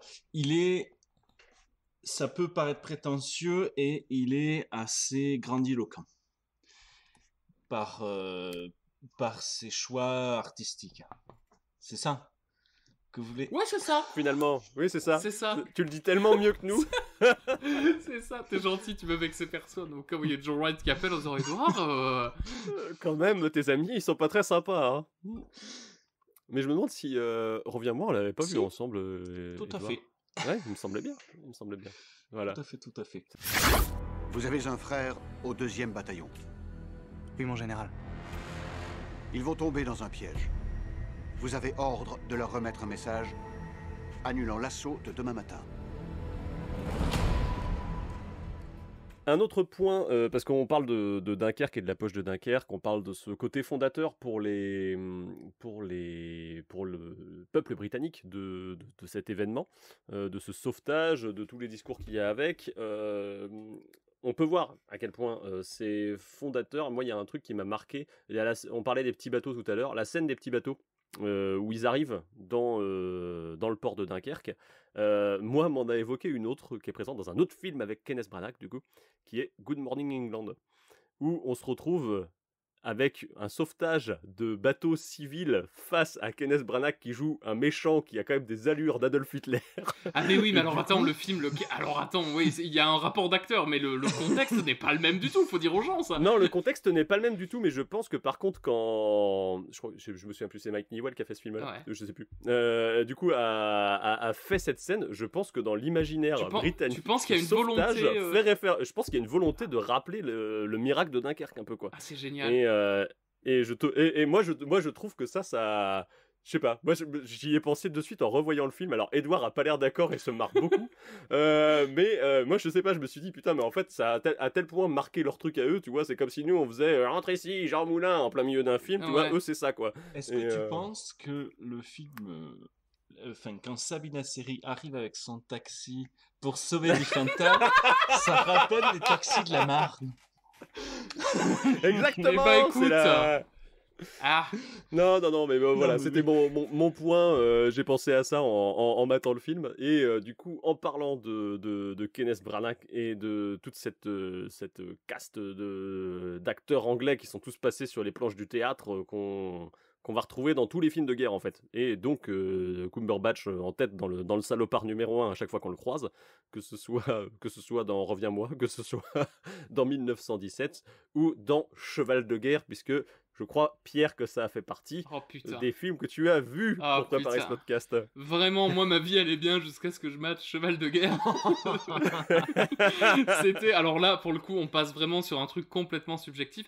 J'ai regardé Cheval de guerre, qui est un film de Steven Spielberg qui est sorti quand? 2011. T'as dit quoi? Je crois, hein. 2011, moi j'ai dit. D'accord, ouais, mais c'est possible. Adapté, et ça je le savais pas au départ, mais ça se voit assez vite, d'un bouquin pour enfants. Et clairement, c'est un peu le Sauver Willy de Steven Spielberg. Et donc, du coup, tu vas suivre un cheval pendant toute la première guerre mondiale. Du coup, ça nous sert de pont un petit peu avec 1917. Et il y a effectivement tout le cinéma anglais qui est là-dedans. Et je sais pas, j'ai passé en fait à la fois un moment formidable parce que Steven Spielberg, quoi qu'on en dise, est un putain de grand réalisateur qui arrive à créer des moments de tension et de dramaturgie extrêmement fortes là où il y a clairement que dalle. C'est-à-dire que dans Cheval de guerre, il y a quand même à un moment le cheval doit labourer un champ. Ils arrivent à faire en sorte que le caillou en face du cheval soit personnifié. C'est quand même assez dingue. Et en même temps, c'est Spielberg. Alors déjà de base, c'est un peu du bon sentiment, mais là, c'est un film pour gamins. Et c'est tellement du beau sentiment qu'on n'en peut plus, quoi. C'est-à-dire quand c'est triste, il y a de la musique triste, quand c'est joyeux, il y a du pizzicato pop, pop, pop, pop, comme ça, c'est insoutenable. C'est un film qui te coule dans l'arrêt en permanence, c'est un enfer. Je suis désolé, c'est extrêmement... On a passé un cap, là. C'est extrêmement vulgaire, on a passé un cap. Et par contre, il y a... alors attends, pour en revenir un petit peu à notre sujet, il y a en fait la guerre vue par un film pour enfants, notamment la Première Guerre mondiale. Et je trouve qu'en termes de montage, il y a des trucs qui sont très intéressants parce que justement, il peut pas montrer... tu vois, des gens qui se font dégommer la tête et du sang partout parce que lui, son sujet, c'est pas ça. Et il y a notamment dans ce principe d'une charge de cavalerie qui foire, il y a une scène qui est très très belle au niveau du montage, où tu as des cavaliers dont Benedict Cumberbatch, du coup, sur leurs chevaux, en fait, sur un plan, du coup, et sur l'autre plan, une mitrailleuse allemande, en fait, qui leur tire dessus, et justement ces chevaux, du coup, qui passent, et sur lesquels il n'y a plus leur... il y a plus les cavaliers, quoi, et du coup t'as vraiment ce truc là où tu comprends dans le montage que toute une unité de cavalerie vient de se faire dégommer, et du coup c'est triste, et en fait c'est assez marrant parce que je pense que Nolan a aussi une volonté de, tu vois, très peu mettre de sang dans son film, et de rester très édulcoré par rapport à la réalité, et justement pas du tout envoyer de la tripaille dans tous les sens. Cheval de guerre fait exactement la même chose, à tel point que des fois ça en devient un petit peu bébête, quoi. Et du coup je pense que c'est l'opposé complet de ce que peut être 1917 par exemple, qui là du coup on passe sur un film qui traite de la Première Guerre mondiale, des tranchées, et qui est pour le coup ultra épidermique dans sa relation justement au terrain, à l'environnement, aux blessures, aux trucs comme ça. Qu'est-ce que vous en pensez après ce tunnel énorme que je viens de faire? Je trouve que ce que tu dis sur la relation à la violence, elle est intéressante. Je pense qu'elle est intéressante chez Spielberg parce que c'est à mettre en parallèle avec son soldat Ryan. Oui, complètement. Qui au moment de sa sortie a été décrié comme étant le truc le plus violent qu'on ait jamais vu au cinéma. Enfin, en tout cas, les gens attendaient pas de Spielberg qu'il ait cette violence-là. Et c'est rigolo de voir que dans Cheval de guerre, il en revient, il repasse sur un modèle, on va dire un modèle non violent, même si c'est pas qu'il n'y a pas de violence, c'est juste qu'elle est moins elle est plus suggérée. C'est quelque chose qu'on retrouve chez Nolan de manière générale, hein. Tu prends n'importe lequel de ses films, c'est des films violents mais sans hémoglobine. Tu prends ces Dark Knight, les personnages ils meurent de manière violente, sans pour autant que tu aies une seule tache de sang à l'écran. Même si je repense dans le deuxième, là, dans The Dark Knight, quand Harvey Dent meurt à la fin, c'est hors champ, quoi. Tu le vois tomber, pouf, et puis après c'est fini, et puis tu verras son cadavre plus tard. Mais le moment de la mort, il y a une espèce de pudeur chez lui. Le moment de la mort, il appartient qu'au personnage, tu vois. Et alors, moi j'ai une question. Est-ce que c'est pas justement en termes d'un truc bassement technique de classification d'un film, et tu vois, Dunkerque étant un très gros film, il faut qu'il puisse être vu par tout le monde, et donc du coup, il y aura pas de sang. Parce que chez Spielberg, en tout cas dans Cheval de guerre, c'est aussi ça. Il y a un côté, il y a des gens qui meurent, on te les montrera pas, à tel point que ça va sur des trucs de censure qui sont extrêmement forts d'un point de vue cinématographique. C'est-à-dire qu'à un moment, il y a deux mecs qui se font fusiller. T'as un moulin, un moulin avant qui est dans le truc, et du coup ils filment de derrière les ailes du moulin, ce qui fait que quand les mecs meurent, tu vois, ce moment-là est obstrué, et du coup, tu vois, t'as vraiment tout un truc technique qui est ultra fort pour pas montrer deux personnes qui se font buter, alors que tu sais très bien que c'est ce qui se passe, quoi. Ça en devient même mais je pense que mécanique, quoi, tu vois. Mais moi, je pense qu'il y a ce truc de la volonté d'éviter le PG-13, quoi, on va dire, entre guillemets. Mais je pense que de manière plus générale, après, il y a des gens qui aiment montrer la mort en premier plan, voilà, tout ça dans leur écriture cinématographique. Je pense que Nolan et Spielberg ne font pas partie des gens que ça enjaille de montrer ça, quoi. Et à mon avis, Edouard pourra dire si je me trompe, mais peut-être que ça vient un peu du théâtre. Mais je pense, et puis il y a, enfin, c'est une tradition que le cinéma a hérité du théâtre, oui. Je pense, du coup. Mais au final, le fait que le cinéma montre vraiment le gore et le sang, c'est pas non plus très vieux, hein, il me semble, moi. On regarde les vieux films de guerre. Les personnages n'ont pas la tripaille à l'air et ne saignent pas abondamment, quoi.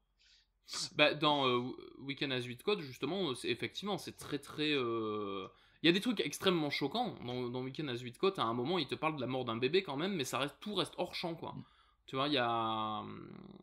Effectivement, on voit pas non plus de trucs... de trucs trop bourrins, quoi. Oui, c'est vrai, oui. Le docteur soulève juste le drap, fait des descriptions, Ouais, et c'est vrai que ça reste hors champ, ouais.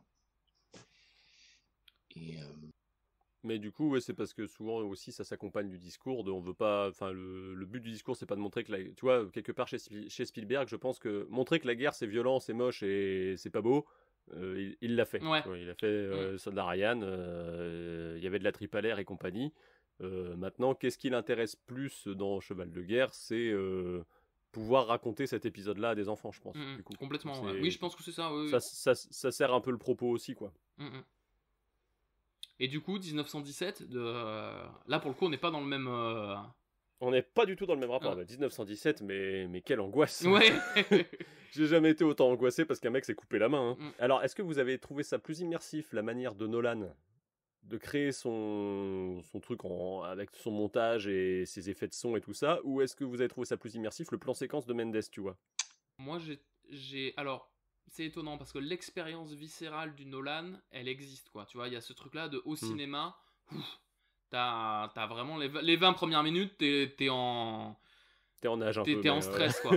Le Sam Mendes, les 20 premières minutes, tu rentres dans l'histoire, tu vois. Tu te dis, ok, d'accord, ça part comme ça, ok, c'est un plan séquence, c'est un truc comme ça. J'ai trouvé Mendes beaucoup plus malin sur certains trucs. Un peu filou, tu vois, même. Il y a des trucs très intéressants. Et c'est marrant parce que, tu vois, tout ce film est vendu sur un seul plan séquence, alors qu'en vrai, dans le film, t'as une coupure nette et franche en plein milieu. Et c'est aussi un peu artificiel, quoi. Tu vois, il y a aussi un truc un peu artificiel de dire, ah, on fait un énorme plan séquence, ok, c'est cool. Je sais pas, il y a un côté peut-être beaucoup plus montagne russe, tu vois, plus gros film, plus je sais pas. Moi, le plan séquence, je sais que ça m'a fait un effet oui et non. Ouais, c'est ça. Oui, ça marche très bien à certains moments. Non, ça marche pas du tout à d'autres. Ouais. Et du coup, il y avait ce rapport. Je comprends, il a essayé, il a vu ce que ça donnait, et puis voilà, il y a des choses je pense qu'il retiendra dans ses futurs films, qu'il fera ou qu'il fera plus, j'imagine. Mais tu vois, il y a des trucs en termes de rapport au temps, justement, pour revenir sur ce sujet-là. Je trouve que tu as plus de mal à appréhender la durée, presque dans le film de Mendes que dans le film de Nolan, quoi. Il y a un côté, je sais pas, justement, pour le coup, il manque du montage pour te signaler les ellipses, pour te signaler qu'il y a du temps qui passe, tu vois. C'est plus difficile avec le plan séquence de se rendre compte, même si l'action elle se passe en 24 heures, il y a une espèce de notion un peu floue, on est presque dans un temps rêvé. Oui, complètement. C'est pour ça que je pense que ça rejoint ce côté un peu, c'est des histoires qu'on me racontait, tu vois. C'est une histoire qui est pas vraie, en fait. C'est ça, oui, c'est un... c'est un conte de Première Guerre mondiale, quoi, tu vois.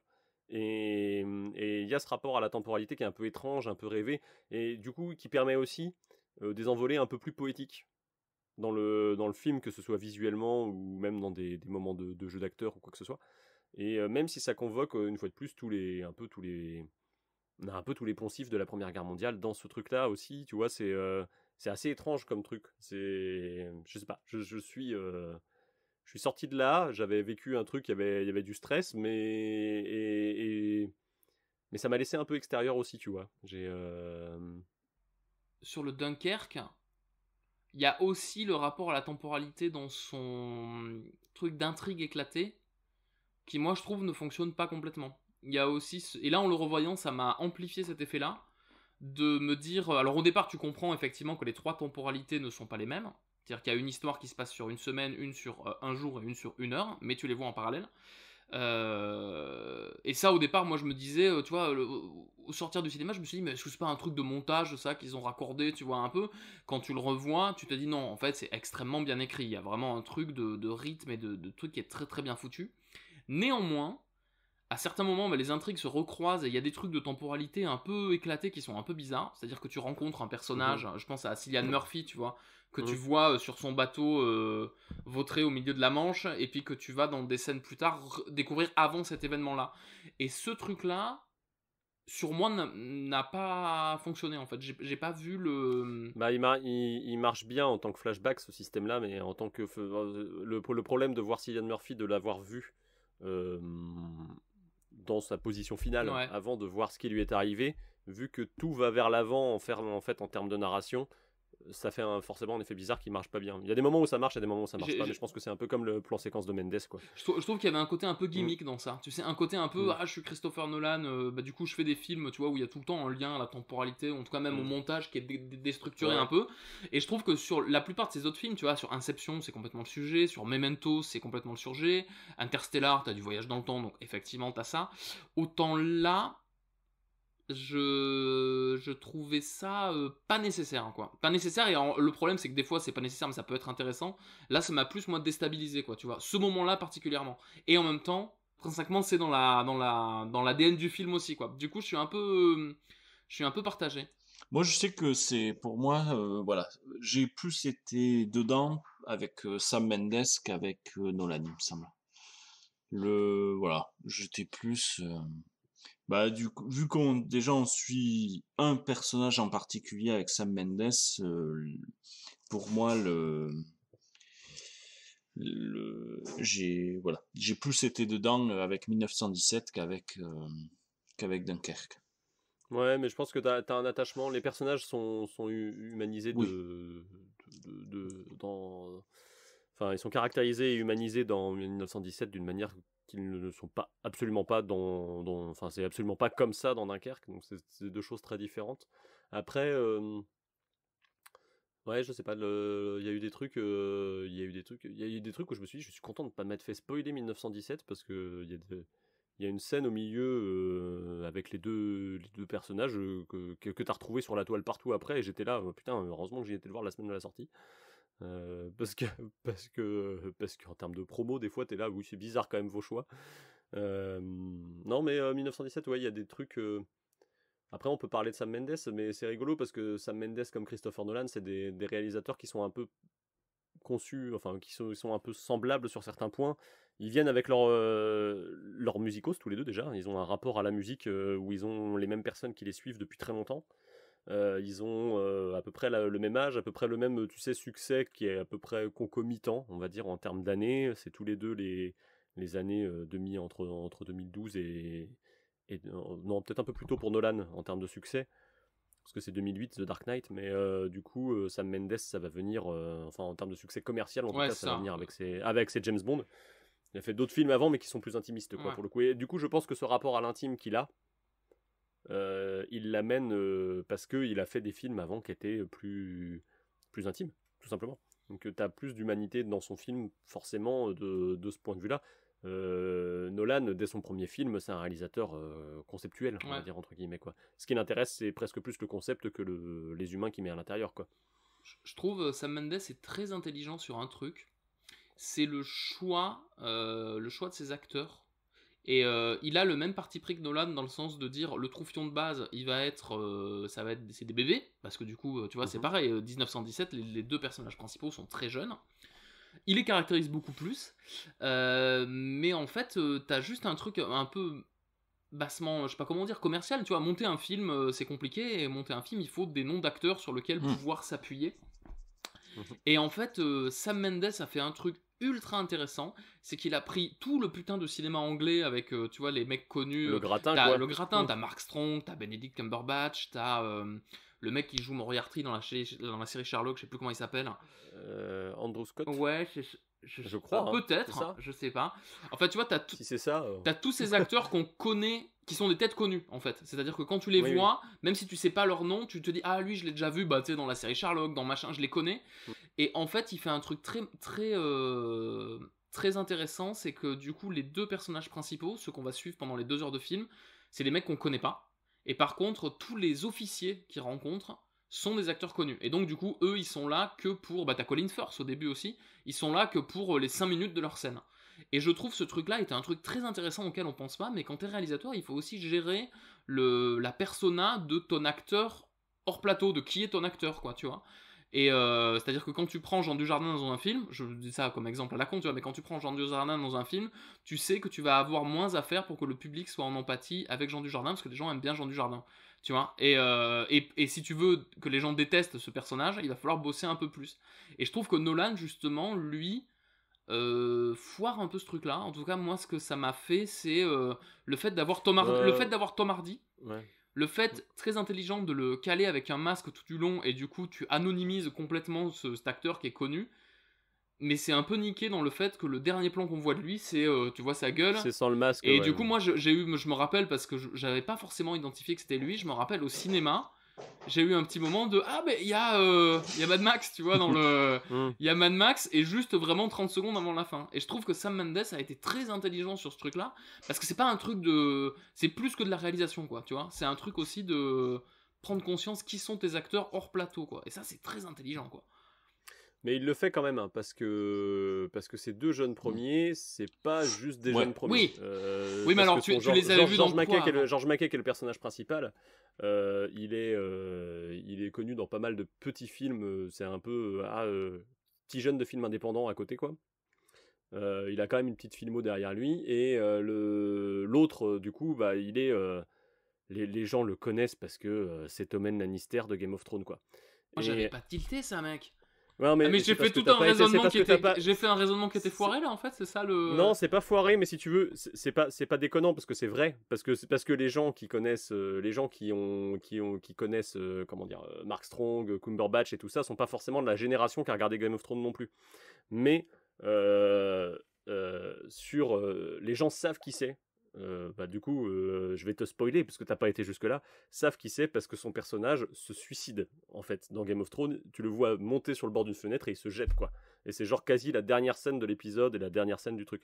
Donc les gens connaissent ce personnage, ils savent qui c'est, et c'est cet acteur là, quoi. D'accord, ok. Alors ça, j'avais absolument pas tilté. Tu vois, pour moi, je pensais que voilà. c'était Donc vraiment. Donc lui, il est là avec sa tête de bébé, et parce que il a été repéré, et il est pas là pour rien. Dean Charles Chapman, puisque c'est son nom. Il a aussi joué dans le film sur, je pense à Edouard, sur Bruce Springsteen. Oui. Du coup. Sur qui? Bruce Springsteen. Voilà, sur Bruce Springsteen. C'est chiant à dire comme nom.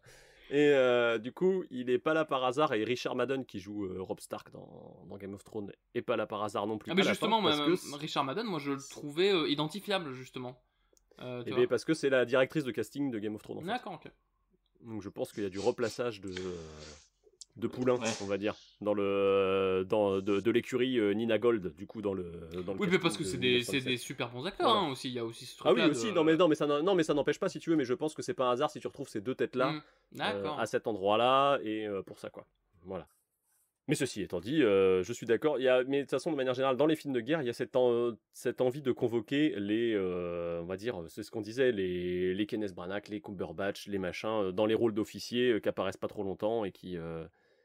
Sam Mendes le fait, mais je pense que c'est quelque chose que tu retrouves de manière plus large dans les films de guerre, je trouve. Enfin, beaucoup dans ce type de film, en fait. Mais d'ailleurs, quand on parle des officiers. Dans l'historicité du cinéma, on a deux visions différentes de l'officier en fonction des guerres. Dans par exemple les films de la Seconde Guerre mondiale comme Dunkerque, l'officier est bienveillant. C'est une sorte de père pour la troupe et pour la piétaille. Il est là pour les mener dans la cause juste. Sauf exception, bien sûr. Il y en a toujours, comme la série, par exemple, Catch 22, où là, sur l'aviation, on retrouve tout à fait le contraire. C'est un truc une série antimilitariste, ou même il y a eu un film. Produite par George Clooney. Exactement, où les officiers là sont vraiment des bêtes est vraiment plutôt à l'image de justement la Première Guerre mondiale. C'est des va-t-en-guerre qui ne marchent que pour la gloire et qui sont en retard justement d'une guerre. Souvent, la vision des officiers dans la Première Guerre mondiale, dans le cinéma, nous montre souvent, finalement, c'est des officiers qui sont détachés de la réalité, qui sont aristocratiques, qui ont au niveau social, classe sociale, il y a un fossé au niveau classe sociale. La piétaille, c'est l'ouvrier, le prolo, pour faire gros, voilà. Alors que l'officier, ça sera ou l'aristocrate ou le bourgeois, et voilà, il y a une sorte de fossé, alors que voilà, pour la Seconde Guerre mondiale, on aura au contraire un homme issu de la troupe, un homme qui est le père de la piétaille et qui va les mener à la victoire. Juste, voilà, pour nuancer ce propos, il faut savoir que, même si c'est pas trop le sujet de notre podcast, la Première Guerre mondiale, en tout cas en France, historiquement, ça a été beaucoup aussi un événement qui a marqué le pays du fait que des hommes qui venaient par exemple du sud-ouest rencontraient des hommes du nord, et pour se comprendre, le seul dénominateur commun, c'était le français. Ils ne pouvaient plus parler leur patois local, ils étaient obligés de parler français, et ça a été un événement qui a marqué une sorte d'union nationale. Juste, je fais un rapide petit point sur ça. Avant la Seconde Guerre mondiale, il y a notamment eu, en 1907, il y a eu la crise du vin, la crise des vignobles. Voilà, il y a eu un grand mouvement d'insurrection, et on a envoyé la troupe pour tirer sur la foule. La troupe a décidé de ne pas le faire, car ils allaient tirer sur leurs frères, leurs cousins, leur famille.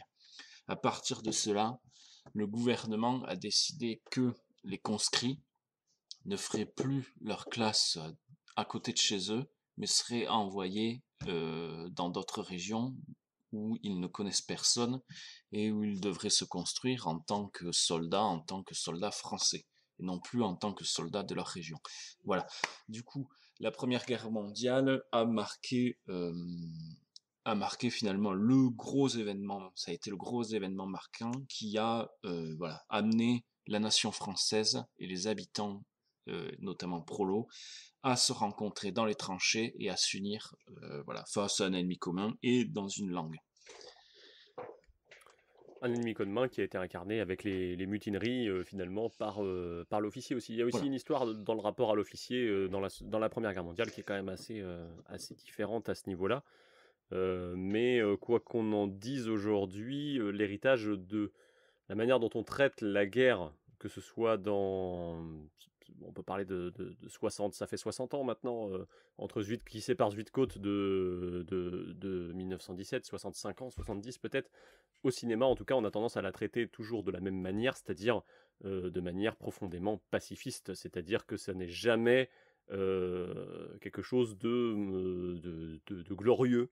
On peut avoir des héros qui sont honorables, lumineux, tout ce que vous voulez, mais dans tous les cas, on aura toujours ce côté-là qui sera monté, c'est que la guerre, c'est dégueulasse. Voilà. Même récemment, c'est des films sur lesquels on n'a pas parlé parce que la Première Guerre mondiale, tu vois, au final, c'est juste un point de départ, mais t'as Au revoir là-haut de Albert Dupontel, adapté du bouquin qui est complètement, c'est le sujet, et même de façon un peu plus large. Alors, je l'ai pas revu, peut-être j'aurais pu. Un long dimanche de fiançailles, tu vois, qui a qui a tout le visuel du coup des films de Jeunet, qui peut être un peu particulier aussi, mais qui est assez intéressant sur ce truc-là. La vision très pacifiste, en fait, en tout cas, la Première Guerre mondiale renvoie énormément à ça, quoi.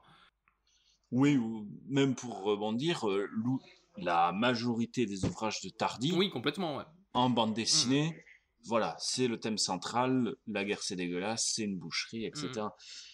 Ce qui, parfois, juste pour nuancer le propos, je pense les historiens de la Première Guerre mondiale ont tendance à parfois vouloir nuancer ça, le fait que la Première Guerre mondiale n'était pas juste une boucherie et une guéguerre entre dirigeants de pays, quoi.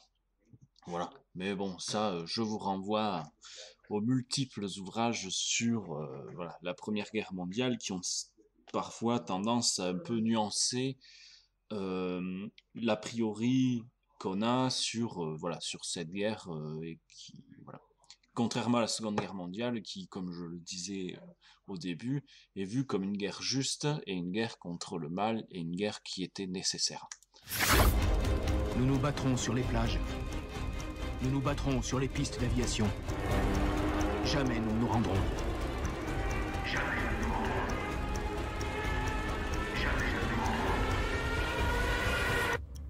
Alors là, du coup, on a un petit peu survolé Première et Seconde Guerre mondiale au travers de ces films, de façon un petit peu...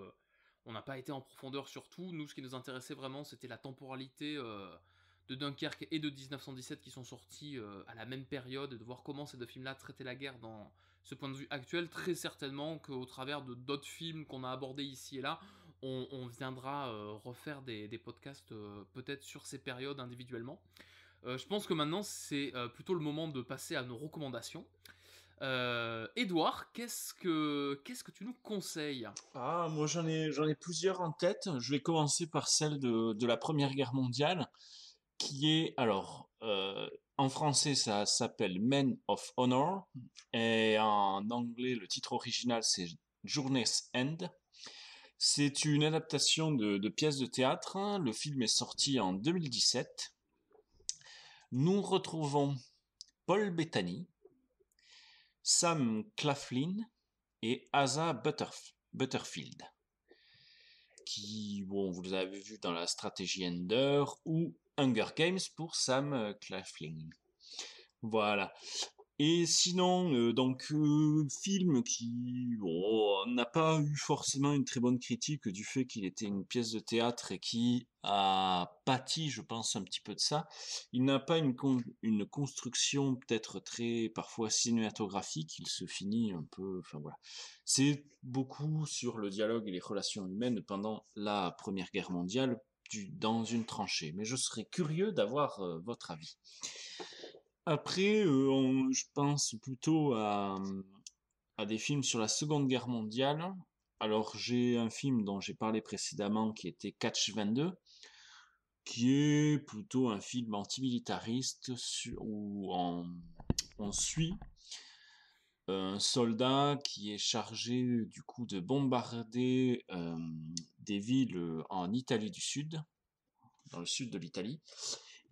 Et voilà, en parallèle, on voit, il est dans un cadre qui est magnifique, du coup, avec la mer, etc. Mais, spoiler alert, peu à peu, ses équipiers, enfin, ses compagnons perdent chacun la vie l'un après l'autre, dans de multiples circonstances. Et après, j'ai ma dernière recommandation qui est sortie il n'y a pas très longtemps, c'est The USS Greyhound avec Tom Hanks, où on peut suivre la petite fiancée de l'Amérique, Tom Hanks. Où on suit la première mission d'un capitaine de destroyer qui va escorter un convoi et qui va se faire chasser par les U-boats allemands. Voilà. Et du coup, toi, Pierre, c'est quoi tes recommandations ? Du coup, moi, alors, flopé de recommandations en cascade sur cette double période historique. J'ai regardé un petit film hier soir que je vous conseille. Alors, en le revoyant, il a des qualités et des défauts. Il se passe Première Guerre mondiale dans les tranchées, à tel point que ça s'appelle même La Tranchée. C'est un film réalisé par M.J. Bassett qui est sorti en 2002. Et en fait, c'est... alors du coup, là, c'est vraiment pas un film de guerre grandiloquent comme on a pu... grandiloquent, non, enfin grandiose, avec beaucoup de budget, comme on a pu parler jusqu'à maintenant. C'est plutôt un petit film d'horreur un peu crasse-pouille. Et c'est vraiment bout sur bout, quoi. Et ben je vous le conseille parce que j'ai passé quand même un assez bon moment. Ça ressemble plus à du pas du Kubrick, du Stephen King en fait, un peu dans l'idée, quoi. C'est-à-dire que c'est un bataillon de soldats qui se retrouvent un petit peu perdus derrière les lignes ennemies. Ils vont prendre une tranchée et dans cette tranchée il va se passer des choses. C'est à mi-chemin entre les films dont on vient de parler, c'est-à-dire que t'as cette imagerie Première Guerre mondiale, truc de devoir de mémoire un peu, et en même temps des trucs très gogol de films qu'il y avait à cette époque-là. Ça ressemble voilà, autant à Dunkerque et autant à 1917 qu'à Cube 2 Hypercube, quoi, ou un slasher un peu de merde. Et du coup je trouvais ça assez intéressant. Ouais. Attention, il y a un homonyme de ce film qui s'appelle La Tranchée, qui date de 99, dans lequel vous retrouverez des acteurs qu'on a vus dans Dunkerque, donc Cillian Murphy et James Darcy notamment, qui jouent le sous-officier avec Kenneth Branagh. et qui du coup sont sous les ordres de Daniel Craig, mais eux par contre ils sont dans une tranchée et c'est fait pour montrer combien c'était un peu chiant d'attendre le combat. Donc c'est pas du tout le même genre de film. Faites attention faites attention sur lequel vous tombez. Celui dont je vous parle, moi, c'est fait pour dire attention, les barbelés de la tranchée sont vivantes. Est-ce que on est toujours dans la réalité? Donc ce film-là, qui est assez, qui passe bien, petite soirée, petite bière, petit popcorn, ça passe bien. C'est pas le film du siècle, hein, assurons-nous, mais ça fait quand même plaisir. Et ensuite, je vais vous parler d'une bande dessinée qui s'appelle Notre mère la guerre, du coup qui se passe dans un contexte de Première Guerre mondiale. C'est avec Chris au scénario et Maël au dessin. Il y a, que je dise pas de bêtises, 3 ou 4 tomes. Du coup en fait c'est une intrigue un peu policière, c'est-à-dire qu'on a un gendarme qui recherche ce qu'on comprend être assez rapidement un serial killer dans cette ambiance de tranchée et pas loin du front. Et du coup c'est une BD qui est extrêmement bien dessinée, qui nous montre un peu l'ambiance de cette époque-là, mais par un prisme qui pour le coup n'est pas le cinéma, qui est le dessin, et qui est vraiment bien foutu. Et je sais que je l'avais lu il y a un moment et ça m'avait laissé un très très bon souvenir, tout en sachant que il y a un projet d'adaptation en film qui traîne depuis maintenant peut-être une dizaine d'années, qui est porté par Olivier Marchal. Olivier Marchal, c'est un petit peu, c'est MR73, c'est le 36 quai des Orfèvres. 36 quai des Orfèvres, Les Lyonnais, donc il y a du bon et du moins bon, c'est vraiment le polar burné à la française, avec tout le monde est alcoolique parce que tout le monde a une vie de merde, et du coup j'étais un petit peu assez curieux de voir ce que pouvait donner la vision d'un cinéaste comme ça, qui est très sous influence Michael Mann, très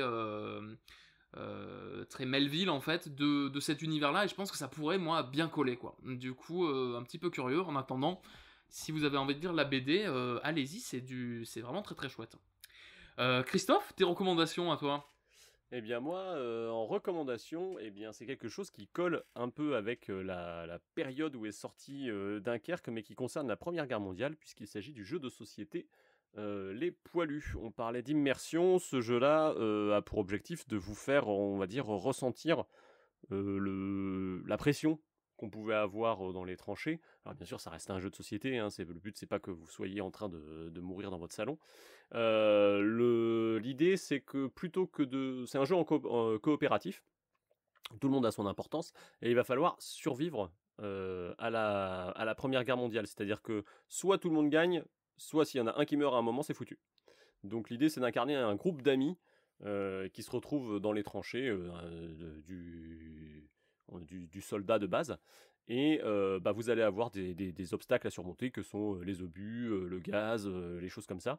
C'est un petit jeu qui se joue en 20 minutes, et voilà, ça a ce truc d'intéressant. On a des cartes à jouer pour surmonter ces obstacles, et du coup ça se fait plutôt bien. Ce jeu est plutôt intéressant, et moi ce qui est rigolo, c'est que quand je l'ai acheté, c'était en 2017, et donc du coup quand j'y jouais, je mettais la BO de Dunkerque, ce qui renforçait le côté immersif du coup de la chose. Et c'est assez cool, et un peu tristement du coup le jeu est illustré par Tinius, du coup qui est décédé dans les attentats de Charlie Hebdo. Voilà, mais c'est une petite boîte qui vous coûtera pas bien cher, et dans l'idée vraiment de rendre hommage à l'esprit de solidarité qu'il y avait dans les tranchées, plus que de parler de tuer des ennemis finalement. Donc voilà. Et si vous voulez quelque chose d'un poil plus léger, je peux vous faire une recommandation que j'ai pas vue. Ah oui, alors ça c'est bien, comme ça on peut en parler de façon vraiment honnête. On juge que sur l'affiche. En ne jugeant que sur l'affiche et la bande-annonce, en cherchant un peu ce qu'on avait en rapport avec le sujet, j'ai découvert qu'il y avait une comédie de 2016 qui s'appelle Their Finest, qui est une comédie britannique, avec Gemma Atherton, Bill Nighy et Sam Claflin, du coup, dont on parlait tout à l'heure. Ok, donc en fait, c'est juste parce qu'il y a Bill Nighy, exactement, je suis un peu acheté par le fait qu'il y a Bill Nighy, cool. mais du coup, on va dans les coulisses en fait, en gros, le service de communication qui devait pondre des films de propagande pendant la Blitzkrieg, et du coup, qui est appelé à un moment à reproduire la bataille de Dunkerque sur une plage, avec Bill Nighy qui fait n'importe quoi. Du coup, voilà, donc ça avait l'air plutôt mignon et rigolo, on va dire, donc si vous cherchez un truc un poil plus léger sur le sujet, vous pouvez toujours aller dans cette direction-là. Là, on ne sait pas du tout si ça se trouve au bout de 10 minutes, tout le monde meurt. Et en fait, on n'en sait rien. C'est Juste ça. envoyer les gens. Allez voir ça, peut-être c'est cool. On sait pas. Enfin voilà. Bon du coup il nous reste plus qu'à nous quitter après ce podcast sur Dunkerque. On vous dit au mois prochain et on reviendra a priori avec des histoires de théâtre cette fois-ci. Bonne soirée, bonne journée selon l'heure à laquelle vous nous écoutez et merci de nous avoir suivis au fin fond de la douve et à bientôt dans vos oreilles. Au revoir. Salut.